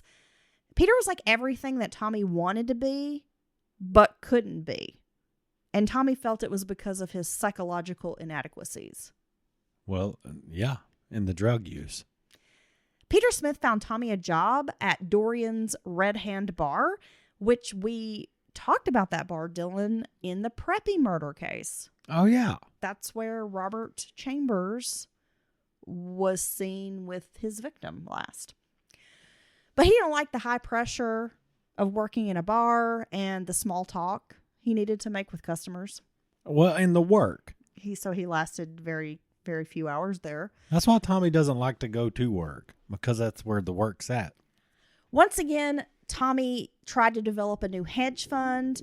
With his Ivy League credentials and connections, Tommy had an audience, but his sales pitch was awful. A lot of people felt that Tommy was just like shit talking. You know, a lot of these people that he's meeting, they deal with real like hard-nosed businessmen, finance guys, people who are really, you know, like hungry for success and are working their asses off to make it happen. And so they could kind of sense just in talking to Tommy that he's just blowing smoke. Like he doesn't have a plan. He's not really doing shit. He's just blowing smoke, talking shit about this hedge fund. I mean, look, half of it is fluff, you know, people skills, social engineering, getting people to believe in you, to invest with you. But you have to perform. I mean, you're not going to go quarter after quarter and not show, you know, growth in your fund. I mean, that's how it works. During a trip to the Dominican Republic, Tommy began behaving erratically. He's on this trip with Peter Smith and a group of friends. Smith ends up confronting him because he saw Tommy speaking with what he perceived to be like an underage prostitute. Oh. Yeah. And he tells Tommy, like, you know, one, you shouldn't be doing that. And two, like, you're not going to bring this underage prostitute back to the resort. That's not allowed. You'll get us in trouble. You're going to end up in jail. Like, we don't want to have a part of this. Right. It's wrong. And so when that happened, Tommy just kind of went crazy on his buddy and started accusing Peter Smith of pursuing Lizzie Frazier behind his back. Upon arriving back in New York, he told Smith that he was moving out of the apartment, that he was going to travel the world and no longer could afford to pay the rent there. So he does move back in with his parents, but once again refuses to go to work. Part of the deal was like, if you move back in with us, you have to go to work for Dad, go work Dad's company. He's got a job for you. He just wouldn't do it. Tom Sr. badgers him constantly about getting this hedge fund. Like, if you're not going to work for me, then you need to get your own hedge fund going. Hey, look, guys, let the hedge fund dream. We need to put that. Tommy's not going to have his own hedge fund. I mean, there's so many other jobs out there. He has all this. He's smart. I mean, he was a smart guy. He had these incredible grades. Went to all this prestigious schooling from kindergarten on. Just, there's other opportunities out there besides the fucking hedge fund. Well, this wasn't quite working out. So Peter Smith allowed Tommy to move back into the apartment. Tommy was going out to various events every night. Sometimes he was making the society pages, going to galas, silent auctions, charity fundraisers. Peter Smith should never let him move back in. Gallery openings. Tommy felt that Peter was hacking into his computer and his phone. He felt people were trying to sabotage his hedge fund. I was going to say, that's why his hedge fund can't get off the ground. That's what he said. They've hacked into his computer and stolen his secret hedge fund recipe. He told the doctor, once again, he was considering buying a gun. No guns. No guns for you. Well, in 2012, Tom Sr. put their summer house up for sale. He needed more money for his hedge fund. But there was this conflict with neighbors who wanted to build a barn on their property, but it would obstruct the views of the summer home. Oh, no, we can't have that. And so Tom Gilbert's like, I'm trying to sell this house. If you put a barn up there, this view is part of it's like $1 million view, right? That barn's going to obstruct the view, and then I'm going to end up getting way less money for this house. I mean, I'm a live and let live type, but I could see that aggravating me. Well, not even if I was trying to sell the place, if I was living there. I'd be like, I don't want to stare at this damn barn. Well, the Gilberts appealed to the planning board, the Hamptons planning board. And when that failed, they sued the landowners, the planning board, and the town's architectural review board. But they ultimately lost their suit. That's when the Gilberts took their home off the market. But this was a scandal. Oh. In the Hamptons right? People were whispering about it and like, ooh, like they're kind of troublemakers. I bet this is going to affect Tommy's hedge fund getting off the ground. I'm sorry. A friend told Vanity Fair, quote, this is about Tommy, he seemed like a guy that was a failure to launch. Tommy didn't want to work for his father. He was enjoying this lifestyle he couldn't afford, but he didn't want to get a job so that he could afford that lifestyle. He basically wanted his parents to keep paying all of his bills. Tommy began blaming Peter Smith. He was convinced that Smith stole his secret hedge fund algorithm and was to blame for his failures. Tommy became passive aggressive at the apartment they shared.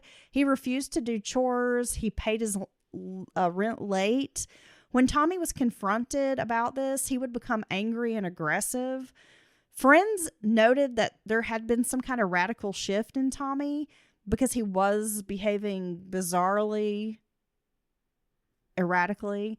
And Peter Smith kept telling everybody, like, you guys don't understand. He is something else. Like, he's scary. He's dangerous. Dude. There's something wrong with him. And everybody treated Peter like he was just being an asshole. Really? Yeah. Like, oh, you're exaggerating. It can't be that bad. Nobody wanted to believe him. I'm telling you, Peter dodged the bullet when Tommy moved out. He should. Did he? You just wait. Well, I'm saying he should have left it. He should never let him back in the apartment. You don't know shit. You just hold on to your seat, Dylan. I see where this is going. Tommy had an altercation with Smith and then moved out of the apartment. He's just doing this weird stuff. So, like, Tommy invites a woman out on a date, and it was a woman that he had known since childhood, and they'd always just been friends. There had never been any kind of romantic anything, right? And Tommy didn't have any money to pay for the date. So he's asking her, like, well, do you have money? Like, they were going to go out to a club, and he's like, well, do you have money for a cover? And she was just like, why don't you just take me home? Oh. Like, I'm not going to pay for this date. Red flag. Well, he begins to drive her what she's thinking, like, he's driving me home. And he tells her, like, oh, well, you're going to go home with me. You're going to stay the night with me. And she rejected this invitation. Like, no, I'd rather go home. That's when he locks the car doors and tells her, quote, you're going to sleep over. But she was able to get the door open and run. Tommy would brag about how successful his hedge fund was doing, but would also be driving around in this beat up old Jeep. And he used this little Velcro wallet, like a child would have this little Velcro wallet. Every time he gets a dollar out and of it. so people thought something was off, and it just didn't add up because they're out at these like fancy shishi bougie places. And he has an empty Velcro wallet. And he's got this little kid like Velcro wallet, and then they see him. He's doing this great. Oh, he's got this great hedge fund. Dude, I can see this wallet. But instead of driving that, what is it, like a G2, the Mercedes G2 wagon or whatever? He's driving this like old beat up piece of shit Jeep. It's like his wallet's like bright blue and black. I was thinking it was like Spider-Man.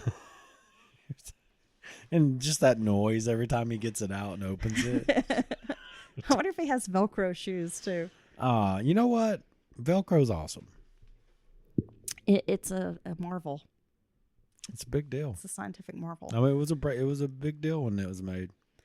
During 2012, the Gilberts gave Tommy around $74,000 that year in spending money, and they were paying his rent. That's a lot. Yeah. I mean, that's a lot of money, and you're having your rent paid. He had no means to take care of himself, no job. He didn't really have anything going on. His parents would transfer money to his account anytime he asked. He would buy plane tickets and charge them to his parents without asking. Shelley would try to explain to him, like, Tommy, we're trying to watch our finances. We're recovering from this recession. Like, Dad's working on his hedge fund. Dad started a business. We just don't have that kind of extra money. And Tommy just didn't care. He would continue threatening suicide and threatening to buy a gun. So it just seems like that was an excuse when they would tell him, like, you can't buy first class plane tickets. Well, I'm going to buy a gun. I'm thinking about killing myself. Okay, we'll buy the tickets. I mean, see, this is what happens when you coddle and you never have expectations. Look, to take care of yourself. Because, I mean, honestly, when you're raising a kid, that's all you're really preparing them for is to take care of themselves. However they do it, however they want to do it, that's fine. But because you end up with this big, petulant adult child and it gets old, Now, this whole time, Tom Sr. is still encouraging his son to come work for him or to start his own hedge fund. He tries sending his son contacts, lists of stocks, any advice or tips that he runs into working. I mean, he's working in this industry, so he's always networking, and he's always like sending his son this information, but Tommy refuses to set up any meetings. He doesn't answer any of his father's texts or emails, just doesn't respond at all. And then Tommy tells his mother, like, you need to tell Dad to stop texting me, or you need to tell Dad to stop emailing me. Yeah. Instead of just saying it, like a grown man to his dad, like an adult. Well, it kills me that someone like this, they get a million chances and all this opportunity. But it's like they just squander it. You know what I mean? So, like, one time Tommy did show up for a meeting with his father's company. He had board shorts on, right? It was like some surfer gear. Yeah. Yeah, he did, Dylan. And then he flipped out because Tom Sr. had moved chairs around in the conference room. And he didn't like the way his dad had moved the chairs around. Tom Sr. ended up sending an apology email that said, quote, "This was totally inadvertent on my part, and I love you very much and would do nothing ever to hurt you. Much love, Dad." Do you have any thoughts about that, Dylan? Well, no. I mean, I'm just trying to process it because, well, actually what I was thinking about was, is this an act on Tommy's part or is some of it genuine? You know what I'm saying? Well, I know. I mean, I can see both sides of it. But it seems like if he does have some kind of like OCD or something, I could see maybe moving the chair. Like it could be triggering for him, right? But also, he shows up to this meeting. He doesn't really want to be at this meeting, right? And so it's a good excuse to throw a tantrum over the chairs. Yeah. And then he can blame his dad. Like, you did this. Look what you did. And you're the reason why I can't be here. Look at that chair over there in the corner. Yeah. This is ridiculous, Look Dad. how you rolled it away from the table. Yes. I don't like the way you move that tray of little mini muffins. Well, I have a funny chair story. So where I used to work in the paper mill I used to work, we had all these comfy, like, loungy chairs, and we got some new management, and they were like, "What's up with you?" And these chairs were, like, expensive, office chairs and stuff. And they would always replace them, when they got worn out from us laid out in them, sleeping and such. And so they finally decided they were just going to get these little utilitarian, hard, look like something you see in a elementary school chairs. Here we are, all these big, burly, fat guys, and nobody fit on these damn chairs. And they were not comfortable at all. It's ridiculous. So someone took all those chairs and put them in where the bigwigs met, or like around the table. They took all the comfy chairs out of there and put all these chairs in there. It was like a big scandal, and they were like, if the chairs are good enough for us, they're good enough for you. And they were like, who put these chairs in? I was like, what the hell? Oh my gosh, it's such a drama. It's such a drama over this chairs. This could be like a reality show. Oh, yeah. The paper mill. Paper cuts. Yeah. I had the whole thing plotted out. Peter Smith, he began using his parents' summer home to launch an e-commerce site called madeclose.com. He had a small team of programmers working on this site, and they were working day and night. Like, they spent the entire summer, like months, putting this together, working hard. Peter had strict rules that they were not allowed to party or have girlfriends to distract from the work. So we are here to get this off the ground. We are not here to fuck off. He's running what they call in the industry an incubator. Yeah. It's a place for ideas to grow, start a startup, and it's all business. Yes. It's serious business day and night. So while Peter is working with this group of people, just busting ass, Tommy begins showing up, trying to ingratiate himself into the group. Smith discouraged this, explaining this is strictly work-related and we are way too busy to socialize. Sorry, Tommy, you can't drop by. You can't come around. Tommy starts telling people that he's working for this company. Smith got the sense that Tommy was jealous that he was doing something because, all Tommy does is talk about doing something, but never actually does the work to get anything going. Right. Yeah. When Lizzie Frazier broke up with Tommy, he was devastated and began calling friends for advice because at that point they had been dating. He became obsessed that Lizzie was seeing other men. He began staking out people's houses, looking for her. Tommy would show up to parties uninvited and would just act very strangely. When asked what he did, Tommy would tell people that he ran a hedge fund.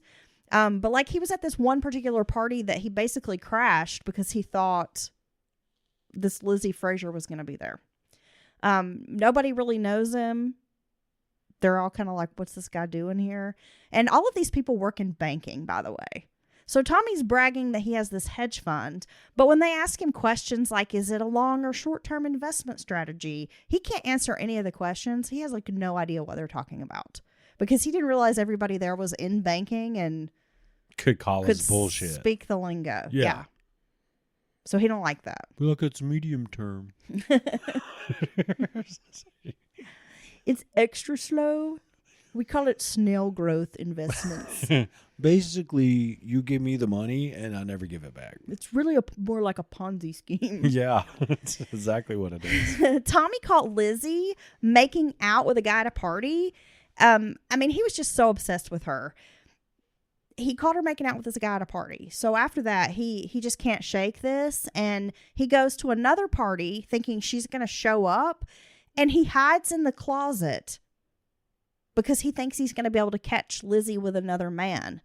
Well, this couple came in the room where he's hiding in the closet and have sex. And he's watching it the whole time. And then when the couple is finished, Tommy leaves, gets up and leaves out of the closet. And they're just like, what the fuck? This became known as the closet affair. Everyone in the Hamptons is talking about this. All of his friends, about how fucking weird it is. Anyone's going to talk about that. But even getting busted in this closet at this party where he was not invited did not deter him from showing up around these same people. Yeah. And people began whispering about Tommy and advising, avoid him. Oh my god! Telling everybody, don't invite him. He's weird. Stay away from him. And see, Peter's he'll hide in your closet. Peter's like, I told you guys. Yeah. Well, his parents were renting out their summer home for $40,000 a month because they were trying to generate some income. Damn. Yeah. Well, it's a fucking nice house, dude. Oh yeah, the quaint cottage, the 38,000 square foot cottage. So he has nowhere to stay because his parents are renting out their summer home. He would sneak into Peter Smith's house and sleep in the basement. That's not creepy, right? No, that's just being a friend. He was warned not to do this. Peter Smith was like, look, bud, I'm trying to work, not play. And you can't just come over and make yourself at home and sneak in my basement. And Tommy's trying to bring girls over to the basement to hook up and stuff. And this dude's just like, you can't stop. Don't wake Peter up. So Peter tells his friends, do not invite Tommy. Don't include him in plans. He's not allowed at any social gatherings. I don't want to be around him. Enough is enough. Yeah. But he showed up anyway, even uninvited. When Smith tried to take his dog away, they were having a poker game where Tommy shows up uninvited, and Peter has this dog that knocked over a wine glass and, wine got all over the carpet. So this guy, Peter, is trying to, handle this dog, and he kind of grabs the dog by the scruff of the neck, which he's had the dog in training. He's been working with this dog, and he was like, this is what the trainer advised me to do. You could to just grab him by the scruff. It's not a big deal. To try to get control of the dog who's freaking out, And that's when Tommy starts screaming, accusing Peter of abusing the dog in front of everybody. Just going nuts. And then Tommy starts accusing him of seeing Lizzie. Uh-oh. It was like Tommy was just looking for a reason to be mad at Peter and went with it. So he's screaming about the dog, abusing the dog. You don't carry that dog around like his mama did, you son bitch. Who are you? Tommy is screaming at Smith, and this is in front of like all of their friends, right? That Peter Smith is, quote, the most violent person he'd ever met, and called him a scumbag. That's when Peter Smith had enough. He told Tommy, well, you're a loser, and then threw him out of the house while the whole party watched, including the Lizzie Frazier girl that he was in love with. So he's humiliated publicly. Tommy began to wage a campaign against Peter Smith for, quote, mistreating Rocket, the dog. So he's got like Save Rocket t-shirts. What? Rocket, is that a good dog name? Look, a week later, Tommy shows up at Smith's house when he's not at home. The other programmers are still there working. Right. They try to get Tommy to leave. They're like, Bud, he kicked you out. He doesn't want you here. Tommy goes upstairs and steals a flagpole. Steals a flagpole and leaves. Wait, who keeps a flagpole upstairs? Well, I think like maybe on a balcony upstairs or okay. something. I mean, I don't know, Dylan. Maybe there's a fucking flag hanging upstairs. I don't know. Well, anyway, in the flag room. He returns the next day and hurls the flagpole through the kitchen window.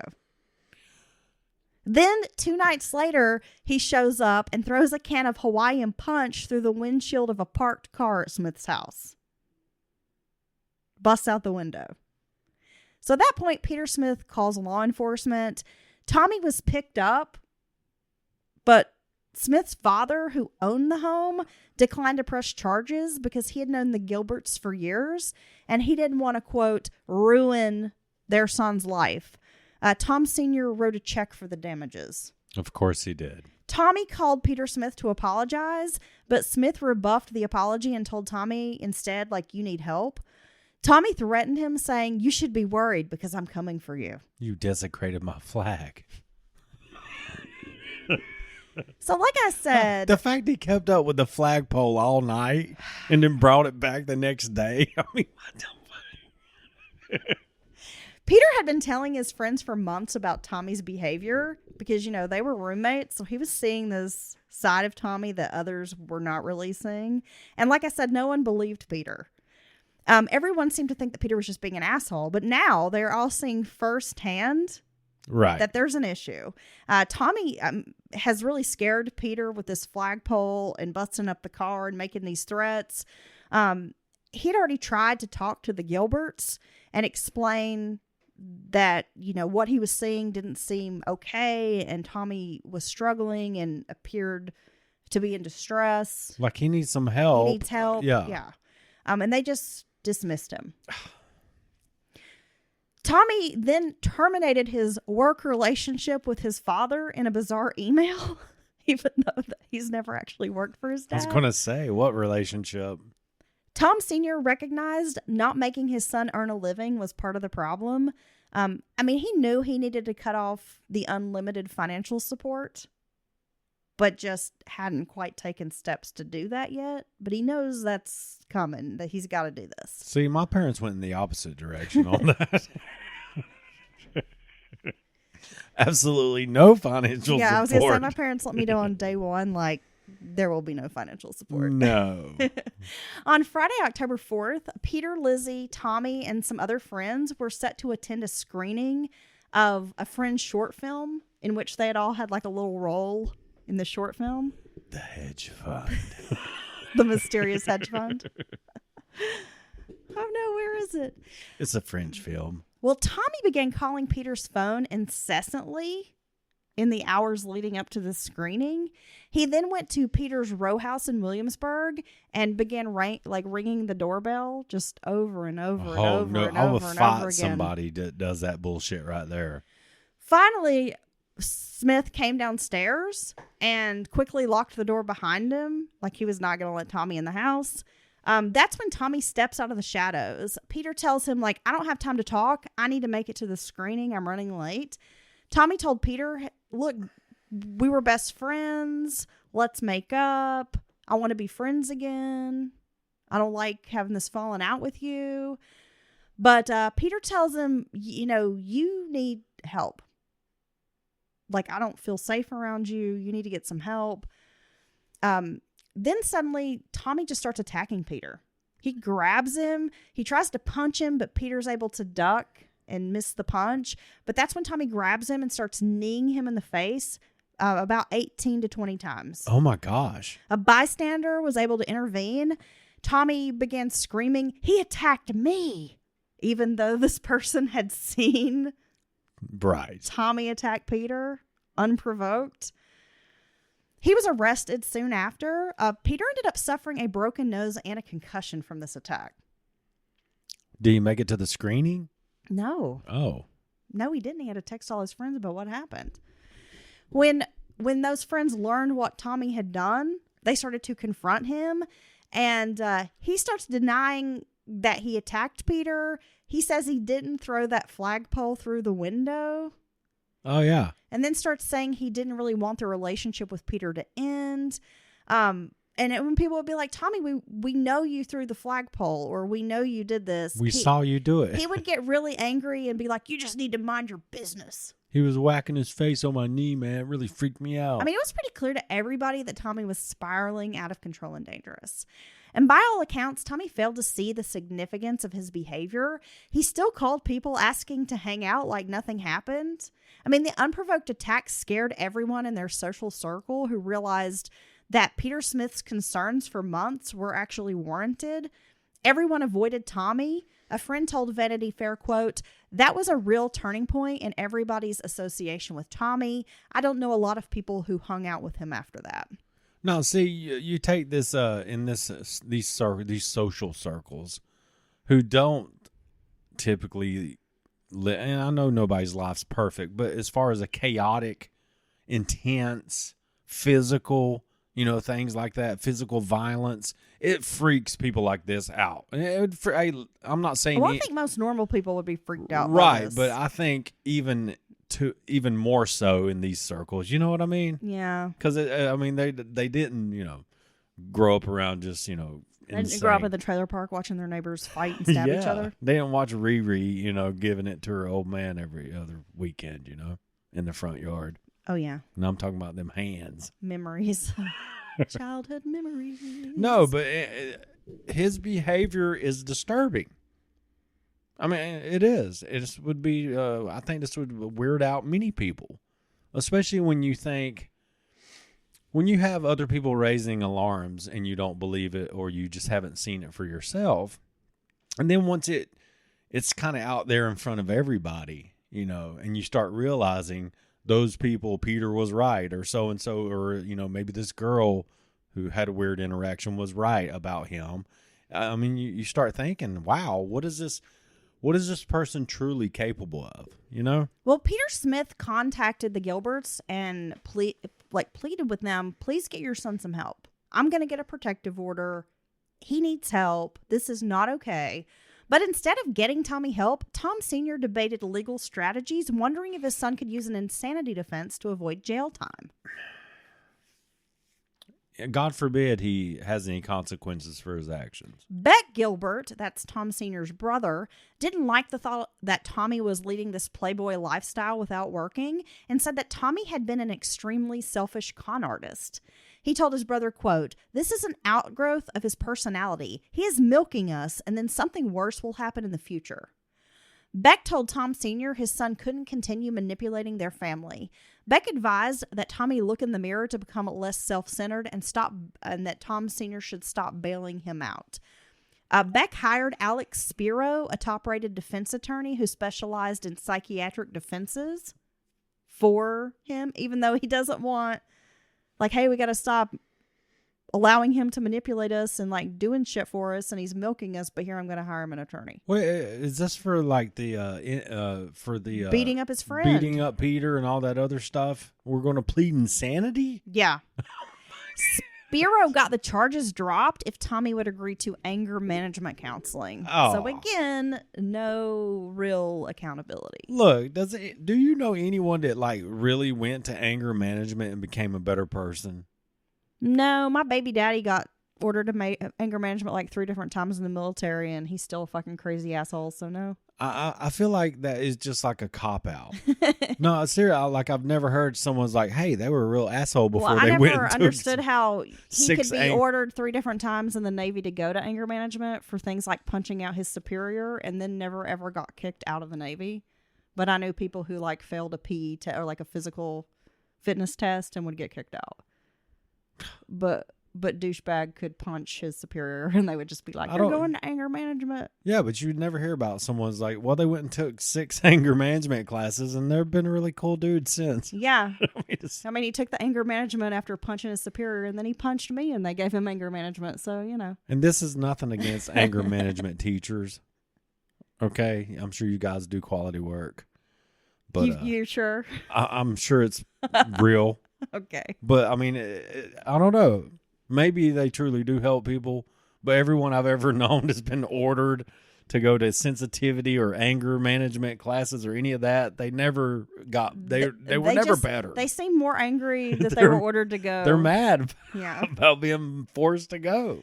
Tommy's psychiatrists were alarmed when they heard that he had turned violent. The doctor contacted authorities to report Tommy so he would not be able to buy a gun or firearm legally in New York under the SAFE Act because of his mental issues.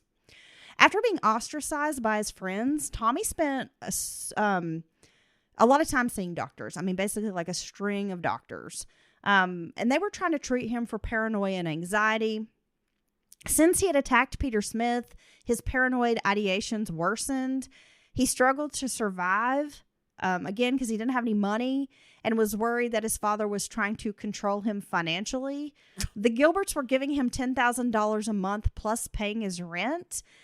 His mother told him he wasn't really, quote, pulling his weight or performing, any kind of work to get this money, that he could be earning more if he would go to work for his father's company.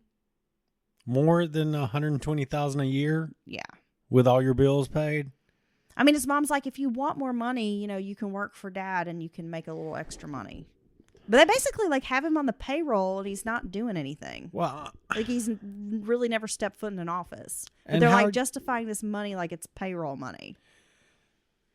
Talk about, look, I know you and your dad's working relationship's strained right now. It's like he's not done anything productive that could be considered work. No, and dad's hedge fund had about $7.3 million under management, which is a pretty paltry sum in the billion-dollar world of hedge funds. Oh, yeah, that's just a little baby. Tom Sr. had to take a $4 million equity loan against that summer house, and then he listed it, like he relisted it to sell on the market because he's just trying to shore up his finances. Tommy then tried to attack and threaten an employee who found him sleeping in the men's locker room at the Maidstone Club. The incident would be discussed at a board meeting, and Tommy's reputation soured further because he's like the talk of the Hamptons. He's been doing all these things. Everyone's gossiping about him, and then he's found sleeping in a locker room and then tries to beat up an employee. He's like the bad boy of the Hamptons. So then Tommy... What's next? He going to be under a chicken coop? Just wait. Tommy then starts ordering expensive security systems, like the most expensive security system he can find, and has a lock installed on his bedroom door. He gets a safe. Now remember, he's like living with his parents. He orders a system for the summer home, which his father learned about and ordered, this be, we're not doing this, cancel this order immediately. What are you doing? Like, you're not authorized to order this security system and set it up or whatever. And then Tommy calls them back and's like, well, my parents are mentally disturbed and they do this a lot. So yeah, just go ahead and install the security system. Yeah. I mean, it's just back and forth. Tommy did finally, I guess, get his own apartment.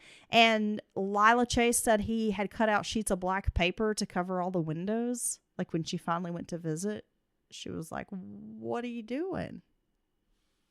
It's got the black paper over the windows. He could just get some curtains. Yeah. I'm saying. Curtains are overrated. Yet, despite all this, he feels unsafe and he's paranoid, he manages to hit the glamorous Manhattan nightlife circuit, attending parties and events. He's photographed in the New York Social Diary at a silent auction. The Gilberts, along with the attorney Alex Spiro, tried to get Tommy to take his medications, but he's refusing. And while he avoids contact with his father, Tommy is demanding money every day, but it's through his mother. One week he asked for $1,300 so he could get new clothes, gym fees, and to pay a stock picking service. He was also surfing and asked his mother if she would go run these errands for him because he was too busy. He's surfing. A few days after this, he asks his mom for $400 to buy a new wetsuit. So once again, after she's transferred $1,300, she turns around and gives him like $1,100 so he can get a new wetsuit. On top of this $10,000 they're already giving him a month. I mean, they're asking for this bullshit. I mean, where do you stop? I mean, at this point, how old's Tommy? Look, I know, and I know this is a really lengthy episode, and I'm giving you a lot of detail, but I feel like we have to talk about these things. It's important to our story because it's like they've allowed him to be this person. They are supporting him. They're enabling him. Yeah. He has no consequences whatsoever. But they don't want to truly get him help. I mean, I feel like his parents are very much to blame for his situation. In January of 2014, Tommy told his doctor of 6 years that he was no longer going to be a patient and that he was not going to take any more medication for schizophrenia or psychosis and that he would not be seeking treatment anymore. Tommy told people his father would not let him work for the company. Like when people would ask, well, what are you doing? He'd be like, well, I want to work for my dad, but he won't let me. Despite the fact that his father had been begging him to come to work for him. Yeah. He moved into his parents' vacation home without their knowledge. Tom Sr. arrived to find the heat turned up and a huge stain on a rug. So he reported the break-in to police. Not knowing it was his son. No, not knowing it was his son. And despite telling his father he wanted no contact with him, Tommy then asked for money to move into a new apartment and tried to get a cut of his parents' rental income from the vacation home. He felt he was entitled to a portion of the money. He wrote an email like, I know you're getting $40,000 a month to rent the vacation home, and I think I should get some of that money. I just don't understand how you could ever let your child act like this to you. I mean, seriously, at what point do you not take a step back and say, what in the world kind of person are they? Or what kind of an adult have they become? Tommy lost his driver's license after ignoring tickets in Sag Harbor Village, but he continued driving anyway, so he's driving without a license or insurance. But keeps asking his parents if they'll pay the fines so he can get them reinstated. And his mom is very concerned. I mean, she's like, bro, you can't be driving around with no insurance. If you had an accident, we could get sued. Yeah. Like, we don't have a lot of money right now. This could really ruin us. What are you doing? But he didn't care. He just keeps driving around. He no longer had a summer membership at the Maidstone Club because after he tried to beat up the employee, they kicked him out. So he emails his Uncle Beck, about getting him into this exclusive yacht club. When Uncle Beck tells him, like, that's not going to happen, Tommy's insistent that something has to be done. Where am I going to play tennis and swim? How could you do this to me? Yeah, how dare you? So around this time, he starts dating a celebrity chef. Her name is Brianna Swanson. She appeared on the Hell's Kitchen show. Apparently, Gordon Ramsay screamed at her because he didn't like her fish dish. Okay. Anyway, so they start like dating. They pretty quickly move in together. And the whole time she's working. Oh, you mean Tommy moves into her place? Well, they move in together. Like, I guess they get an apartment together, but he doesn't really have his own money. So she's working and pretty much paying for everything. At some point, he finds a gun group on Facebook. This must have been before they cracked down on that shit. But he ends up driving to Ohio to buy a .40 Glock. So he does file some paperwork for his new hedge fund with the Securities and Exchange Commission. And in the paperwork, he stated that there would need to be a minimum investment of $300,000 to participate in this hedge fund. Now, he wants to go back to the Hamptons for the summer, but can't because, of course, his parents are renting the house out. He doesn't have anywhere to stay. He's pissed off all of his friends. So Tommy orders a garden shed and asks that it be placed on his parents' property, even though they had renters for the summer, and then tells this company he has permission to put the shed there. He's going to live in the shed? For the summer, and gets his girlfriend to come out with him, and they're going to stay in the shed. He's like, oh, it'll be fun. It's like camping. But the renters were not expecting squatters on the property and demanded that they leave. Tom Sr. not only had the renters mad, but then was also dealing with the town planning board because he didn't have a permit to build this structure. And they're already mad at him because he sued them some years before. Yeah. So he does not have a good relationship. So they're trying to fine him. They want to take him to court. Their renters are throwing a fit. Plus, Tommy didn't pay the bill for the storage shed and has this outstanding bill. And instead of paying it, he forwards it to his mom to take care of. His willingness to squat would be one of the most concerning things for me as a parent. Well, Brianna, she gets tired of Tommy not having a job. I mean, she sees him like living off his parents, refusing to get work. She's kind of over it.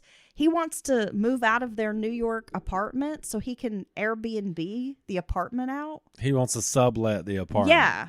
Wow. To make money. So he's like, oh, well, we should find an apartment to rent somewhere here in the Hamptons so that we can Airbnb out my house or my apartment. That's not a good scheme. Yeah, he continues harassing Peter Smith. He keeps calling the ASPCA about the dog, about Rocket. He's not going to let it go, is he? There was a protective order put into place, and this does hinder Tommy's social life.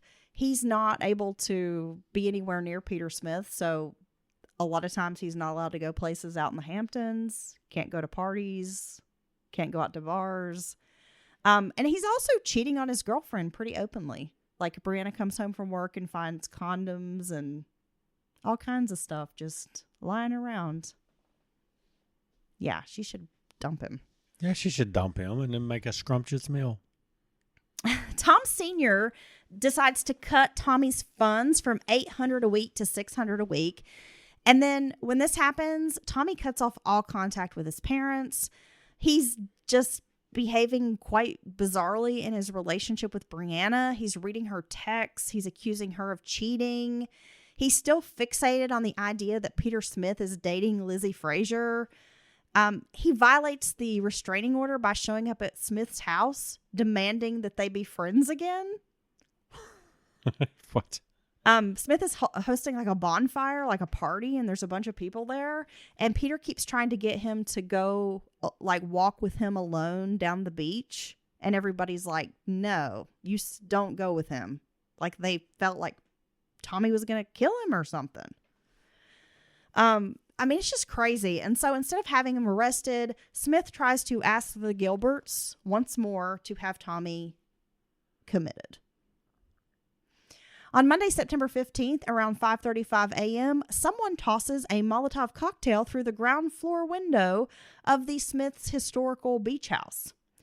Peter happened to be staying at a friend's in New Jersey at the time. Otherwise, he would have been there alone. He was supposed to be there. Tommy stood at the back of the cemetery nearby watching the house burn. The north section of the house, which dated back to the 17th century, was gutted by fire. Immediately, arson was suspected. A neighbor reported seeing a man lurking around tombstones, like watching the fire. A gas can wrapped in purple rags was found near the cemetery. Peter Smith told investigators it had to be Tommy Gilbert. So Tommy was pulled over days later for driving without a license and was charged with violating the protective order. And they also used this opportunity to question him about the fire, but they had to release him because they didn't really have any evidence against him. Now, the whole time, his girlfriend, Brianna, has no idea that this fire has happened, that he's a suspect, that everybody thinks Tommy did it. So she goes to police when she finally figures this out and trying to be helpful. And And they show her pictures of this gas can with these purple rags. And she tells police the purple rags look exactly like a brand new set of sheets that Tommy had just purchased. Oh my gosh. So this involvement with this fire kind of becomes an open secret. Like, everybody knows Tommy burned down this house. They just can't prove it. Which further isolates him because nobody wants to be around him anymore. And also, it's an escalation. I mean, burning someone's house down is a very violent act. Now, Tom Sr. is sure the gas can was a setup. He believed that Peter Smith was trying to frame Tommy and that the Smiths were somehow trying to pull an insurance scam. Like, he told people, well, I bet you they took out a bigger insurance policy on that house before this happened. Right. In the meantime, Tommy is visiting websites like hireakiller.com and other places offering hitman services on the dark web. He tries to take a Muay Thai class, but gets kicked out of the class. Refusing to take his medications. His new psychiatrist refuses to see him because he's like, we're not getting anywhere. We're not making progress. And if you're not going to take your medication, your treatment seriously, I'm not going to see you as a patient. Well, yeah. That's a waste of time, you know? He's running up debts everywhere. His parents are having to pay off these debts. He owed thousands in arrears at private clubs. He had unpaid traffic tickets. He had thousands in psychiatric fees that were unpaid. Tom Sr. reminded him that the allowance was set at $600 a week and he needed to plan accordingly. Like, you have to be responsible for your own bills, and I'm only giving you this money, so if you know that's not enough, you're going to have to figure it out. I see they've come down from the $10,000 a month. Yeah. Tommy then purchased a credit card skimmer from the dark web along with 21 blank cards. He decided to commit credit card fraud to keep living the good life. Tom Sr. then slashes the money down to $500 a week. And then Tom prunes the allowance once more to $400. And this is by like mid-December. Yeah, see, you take the skimmer, you get the info, and you got the blank cards. And then you put the info on the blank cards of someone else's good credit, but with your name on it. So then it kind of looks legit when you go to use a credit card. Thanks for explaining that. No problem. Darknet Diaries, bud. So Tom Sr. keeps like dialing it down. Like, now you're only getting $400. So by the end of the year, he's only getting $400 a week. But his mother is secretly sending him money this whole time. Now, Tom Sr. was in a money crunch. He took out a loan for $1.5 million. He estimated on this loan application that with real estate and private investments, he was worth around $20 million. But that's not exactly true. Now, Tommy, again, he's on the dark web almost every day, like all day, looking for hitmen, organized crime networks. He's trying to buy fake passports, and he stopped using his cell phone and buys a cheap prepaid phone. Just before Christmas, Tommy's sister got a fraud alert on her credit card. Someone was trying to spend $200 at Macy's. Shelley Gilbert suspected it was Tommy.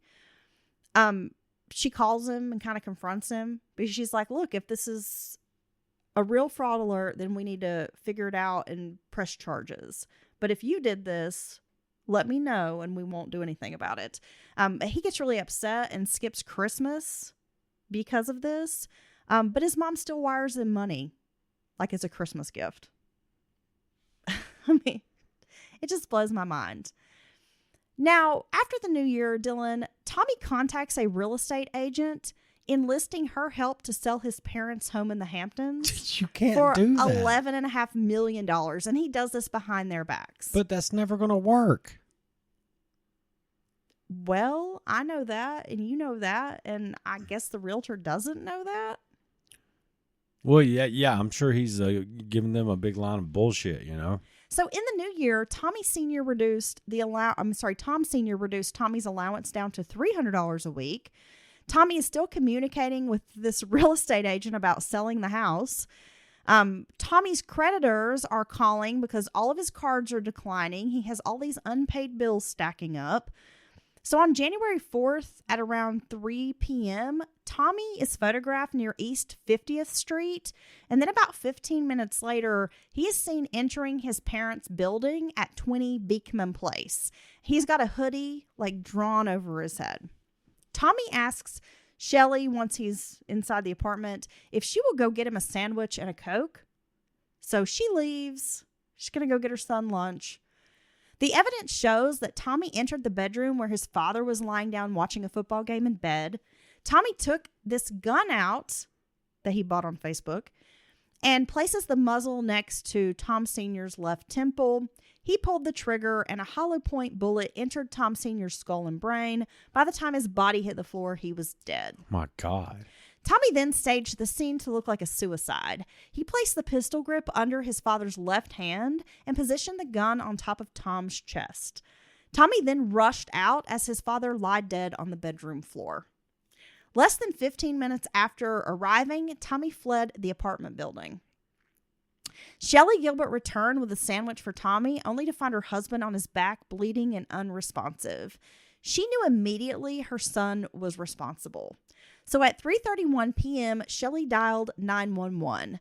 Shelley followed instructions from the operator to do chest compressions, and she was careful not to move this gun that was placed on his chest as evidence.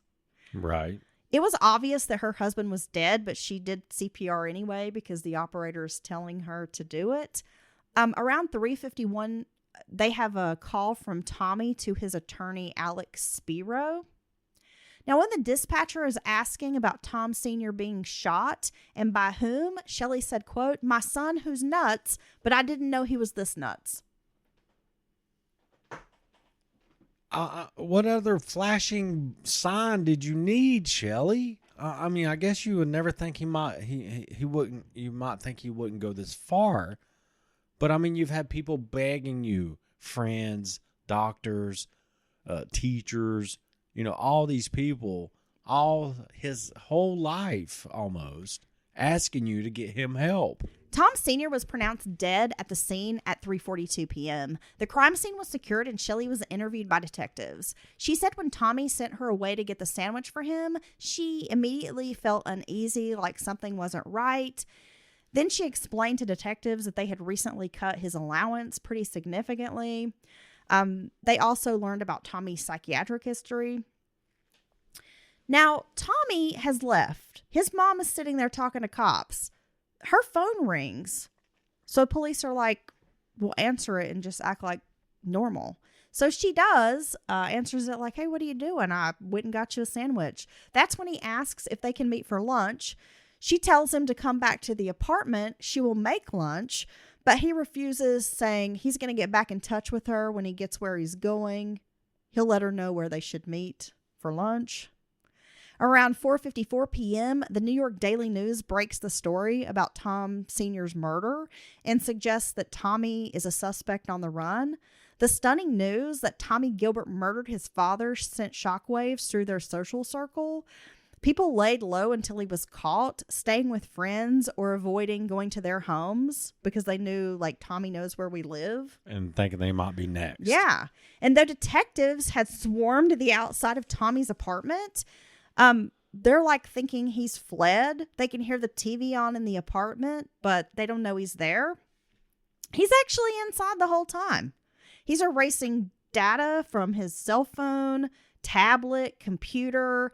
He downloads WhatsApp and makes a dozen calls to his attorney, who was on his honeymoon, by the way, and unavailable. Oh, and he's using WhatsApp because it's encrypted. Yeah. So he keeps trying to call his attorney. He finally does get someone at the attorney's office on the phone, like another lawyer. At around 9:30 p.m., Tommy starts searching his name so he can read news articles.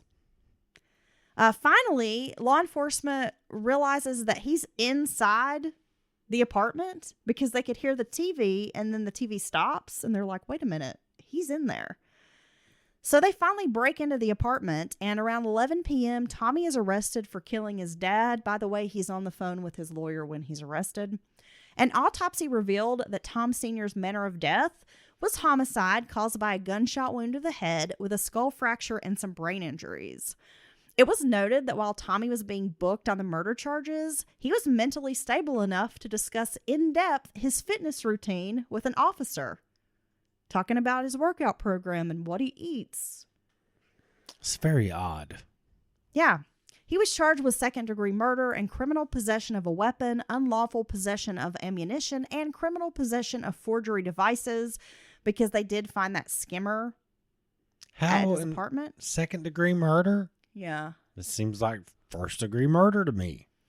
Tommy was taken to Rikers Island, the notoriously dangerous gladiator school, which I read was set to close in 2026. Oh, really? Yeah, I don't know. He denied any mental illness. They must have done taught all them gladiators all they need to know. When he gets to Rikers, he denies having any mental illness, but they kept him on suicide watch anyway. From jail, he calls Lila Chase to say, hey, guess what? I'm in jail. Oh, but don't worry. It'll be all over in a couple of days. I mean, he's just acting like, no big deal. They made a mistake. I don't know what I'm doing here. Yeah. A grand jury indicted him, and there was no bail set. Social media instantly branded Tommy Gilbert as a spoiled brat, a trust fund kid. People were calling him morbidly disgusting. During a search of his apartment, they found clothes that he had worn to commit the murder. They found syringes, drugs. At the will reading, Tommy was set to inherit 1/3 of the $1.6 million of his father's estate. Oh, it's only 1.6, huh? Yet a breakdown showed that Tom Sr. had far less money than he had previously thought. He had about $50,000 in bank accounts. He had $477,000 in hedge funds, $1 million in private equity shares, and about $100,000 in tangible property. There was no mention of real estate holdings. So, I mean, he may have had, but that was it. I mean, that's all they're settling with this estate. From jail, Tommy is calling friends, and he's making outlandish demands, like, give me $100,000 for my defense. No. Yeah, everybody's just kind of laughing at him and, like, hanging up the phone. He starts lashing out at other inmates. He's picking fights. Tommy brutally attacked another inmate, and this guy retaliated by hitting him with a metal tray, and it cuts Tommy's head and his ear open. He gets into this series of fights that he instigates and starts. Yeah, because nobody will invest in his hedge fund. A top forensic psychiatrist was hired to evaluate Tommy because they wanted to use an insanity defense. Yet the prison psychologist disputed many of the doctor's claims because from what he was seeing, Tommy was well adjusted to prison. He was socializing, watching TV. He was alert, responsive. I mean, he wasn't seemingly nervous or withdrawn or hallucinating or paranoid. Catatonic state. Every time the prison psychiatrist would talk to Tommy, Tommy denied any suicidal, homicidal, and paranoid ideations or visual hallucinations. But the judge ordered a mental competency exam anyway. Now, at this meeting, Tommy begins displaying anxious behavior and speaking in clipped phrases. He refuses to talk about the murder. He wouldn't discuss his psychiatric history and tried to distance himself from it. At that point, he's found unfit to stand trial. They diagnosed him with unspecified schizophrenia and some other psychotic disorders. It was quite different from how he had behaved for months at Rikers under the prison psychologist's care. Tommy wrote letters to the judge and district attorney playing the upper class privilege card. Like, hey, I should be given special treatment because I'm a rich kid. I'm sure that played well. Yeah. Tommy wanted to fire Alex Spiro and didn't want to use the insanity defense, which basically upended like 10 months of work by the defense during this time. When interviewed again by the forensic psychiatrists, Tommy was much more cooperative, and when asked what changed, he said, quote, I reviewed the law, I reviewed the records, and I learned about different pleading options. The judge read the reports and found no evidence that Tommy was suffering an impairment that would keep him from going to trial. Asked if it was possible that Tommy might fake good mental health, the psychiatrist said if a person can fake wellness, then they can go to trial. He obviously has an editing system. Oh, yeah. Good for you, Judge. In the end, a jury rejected Tommy Gilbert's insanity defense, and he was found guilty. The prosecutor pointed out that despite Tommy's mental breaks, he had spent months seeking out a hitman online. He premeditated the murder of his father, he set up a ruse to get his mother out of the house, and knew exactly what he was doing. So he was given 30 years to life in prison. When he had an opportunity to address the court, Tommy referred to himself as the defendant and said only, quote, defendant expresses remorse. Oh my gosh. So that is the end of our Tommy Gilbert story.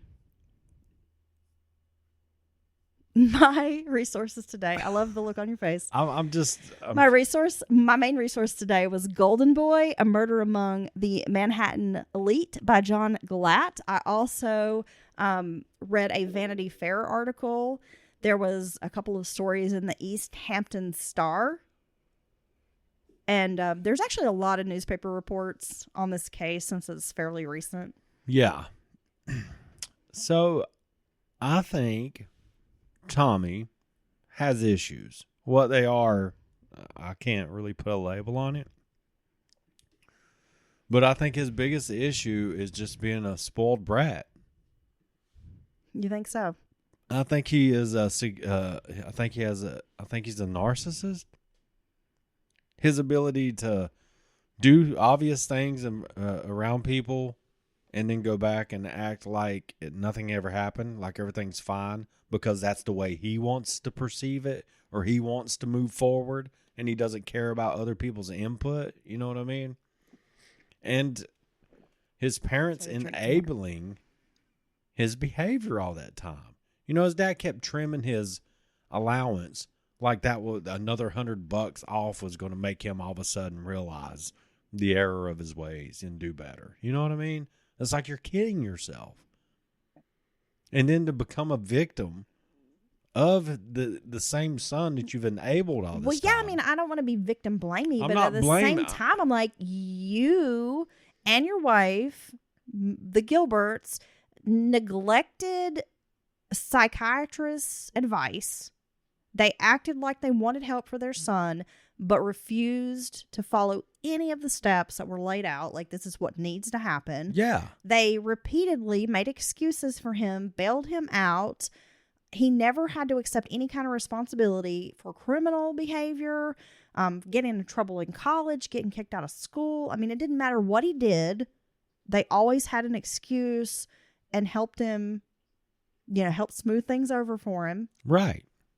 Paid his way, paid for him to go on these elaborate surfing trips, dismissed this lifestyle. Dismissed everyone who would come to them and say, hey, trying to handle it quietly, to save reputations and everything. And it's like you pay all this money to doctors and stuff, but then don't want to listen to their professional opinion. It's like you're going through the motions of things, but you don't ever want to actually deal with it. You don't actually want to truly fix the problem. It's sad. I mean, it's terrible that Tommy killed his father. It is. But he was going to kill someone. But I was going to say anyone given this history saw this coming. Yeah. It was just a matter of time right. that he was going to snap, and it would be his father, or it would be... I thought he was going to kill Peter. Or I didn't know this story. Or the Lizzie, he would catch her or kill some guy. I mean, it just seemed like he had these obsessions, and he was a ticking time bomb. Yeah, and I do think he truly had issues, but I think he played that as well. Kind of leaned into those issues. Or his issues, he used that to his benefit when it worked for him. But then, in the end, where it might be the one time he should, bring up the issues or mental health things, he didn't want to go that route because he knew better than the, very high-paid, high-caliber lawyers who were working on his defense. I really thought he was going to kill Peter. I did. I thought it was getting hot and heavy between them. It seemed like Peter for a while became kind of the focus of his stuff. So yeah. So unfortunately, it was his father. But it's like you said, everyone saw that. A lot of people probably thought this was going to happen. That was a matter of time. Because of his behaviors and his, just all the stuff mixed together. His drug use. I mean, that's the last thing someone like this needs to be able to use all these different drugs like this. Steroids, not good. I mean, that affects people in significant ways. I don't know. No, it was all just a recipe for disaster. Yeah. And I really blame his parents at the end of the day because they created this monster. And despite whatever mental issues he was having and he was struggling with, they enabled him. And I really feel like they created this monster. And a lot of this is on them. It really is. Because a lot of other people might have issues, but they were not treated this way. And because I'm telling you, when you do coddle and do for a child into their adult life like this, you create a whole nother bag of horrible personality traits. You end up with someone who doesn't think they have to follow the rules, be it society's rules or the law. And when you treat your child like they can do no wrong, yes, you never punish them. They never get into trouble. When friends' parents are calling up to say he did XYZ, instead of punishing him, calling him out, disciplining him, you make excuses and act like those people are just being assholes and not your son, not my golden child. I mean, that does no favors. Those parents who are in denial about their kids' bad behavior and refuse to punish or discipline their kids, that is a disservice. And that's how you raise a Tommy. Well, and it's a disservice to the kid, number one, because they don't learn all these important tools for dealing with life itself. I mean, this doesn't even sound that fun of a life he had, honestly. Let's be honest. I mean, yeah, you might think, hey, he was partying, doing what he wanted, and doing drugs, and it just sounded sad. You know, everybody else is moving on with their life, getting into careers. Yeah, he's kind of just being like left. He has all this dust. opportunity, all this potential, and he just did nothing with it. It's kind of so lame that it's sad. Well, thank you, Heather, for that. I know it was long. It was a long story. I know everything about Tommy Gilbert's but I ass now. felt like we had to talk about all the. I mean, I feel like if we just went into this murder, we had to lay the groundwork for the build up to like what actually happened. I agree. And I think all of that was so important for us to understand how he arrived at this decision and it's to like kill his dad. He didn't even have a plan for it to like hide, cover it up, or for it to work out for him. It's like he just decided to do this. Well, I think he was convinced he would get away with it. Like when he was telling Lila, like, oh, I'll be out in a couple of days. He really thought, and I think it's because he'd never faced any kind of consequences, that he thought he was above the law and that nothing would happen. He would just talk about his father and how bad his father was and contaminating and evil, and that the courts would just be like, poor you, and let him go. And he'd get his share of his father's estate. Yeah. Oh, Jesus. All right. So thank you. You're welcome. For that. And yeah, I guess that's it for now, huh? It is, but you know what? We'll be back on Wednesday with a midweek, and we're doing our little Halloween countdown, so we'll have something fun and Halloweeny and creepy and spooky for you on Wednesday. I can't wait. I enjoyed the zombies last week.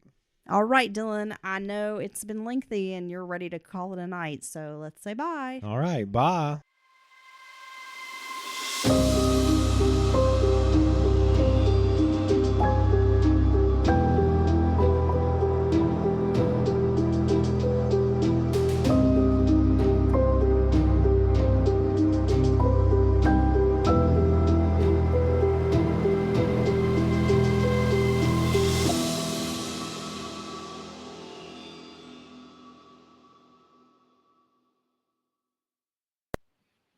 Autumn's Oddities is a strange and unusual podcast made by The Strange and Unusual, me, Autumn Gruby.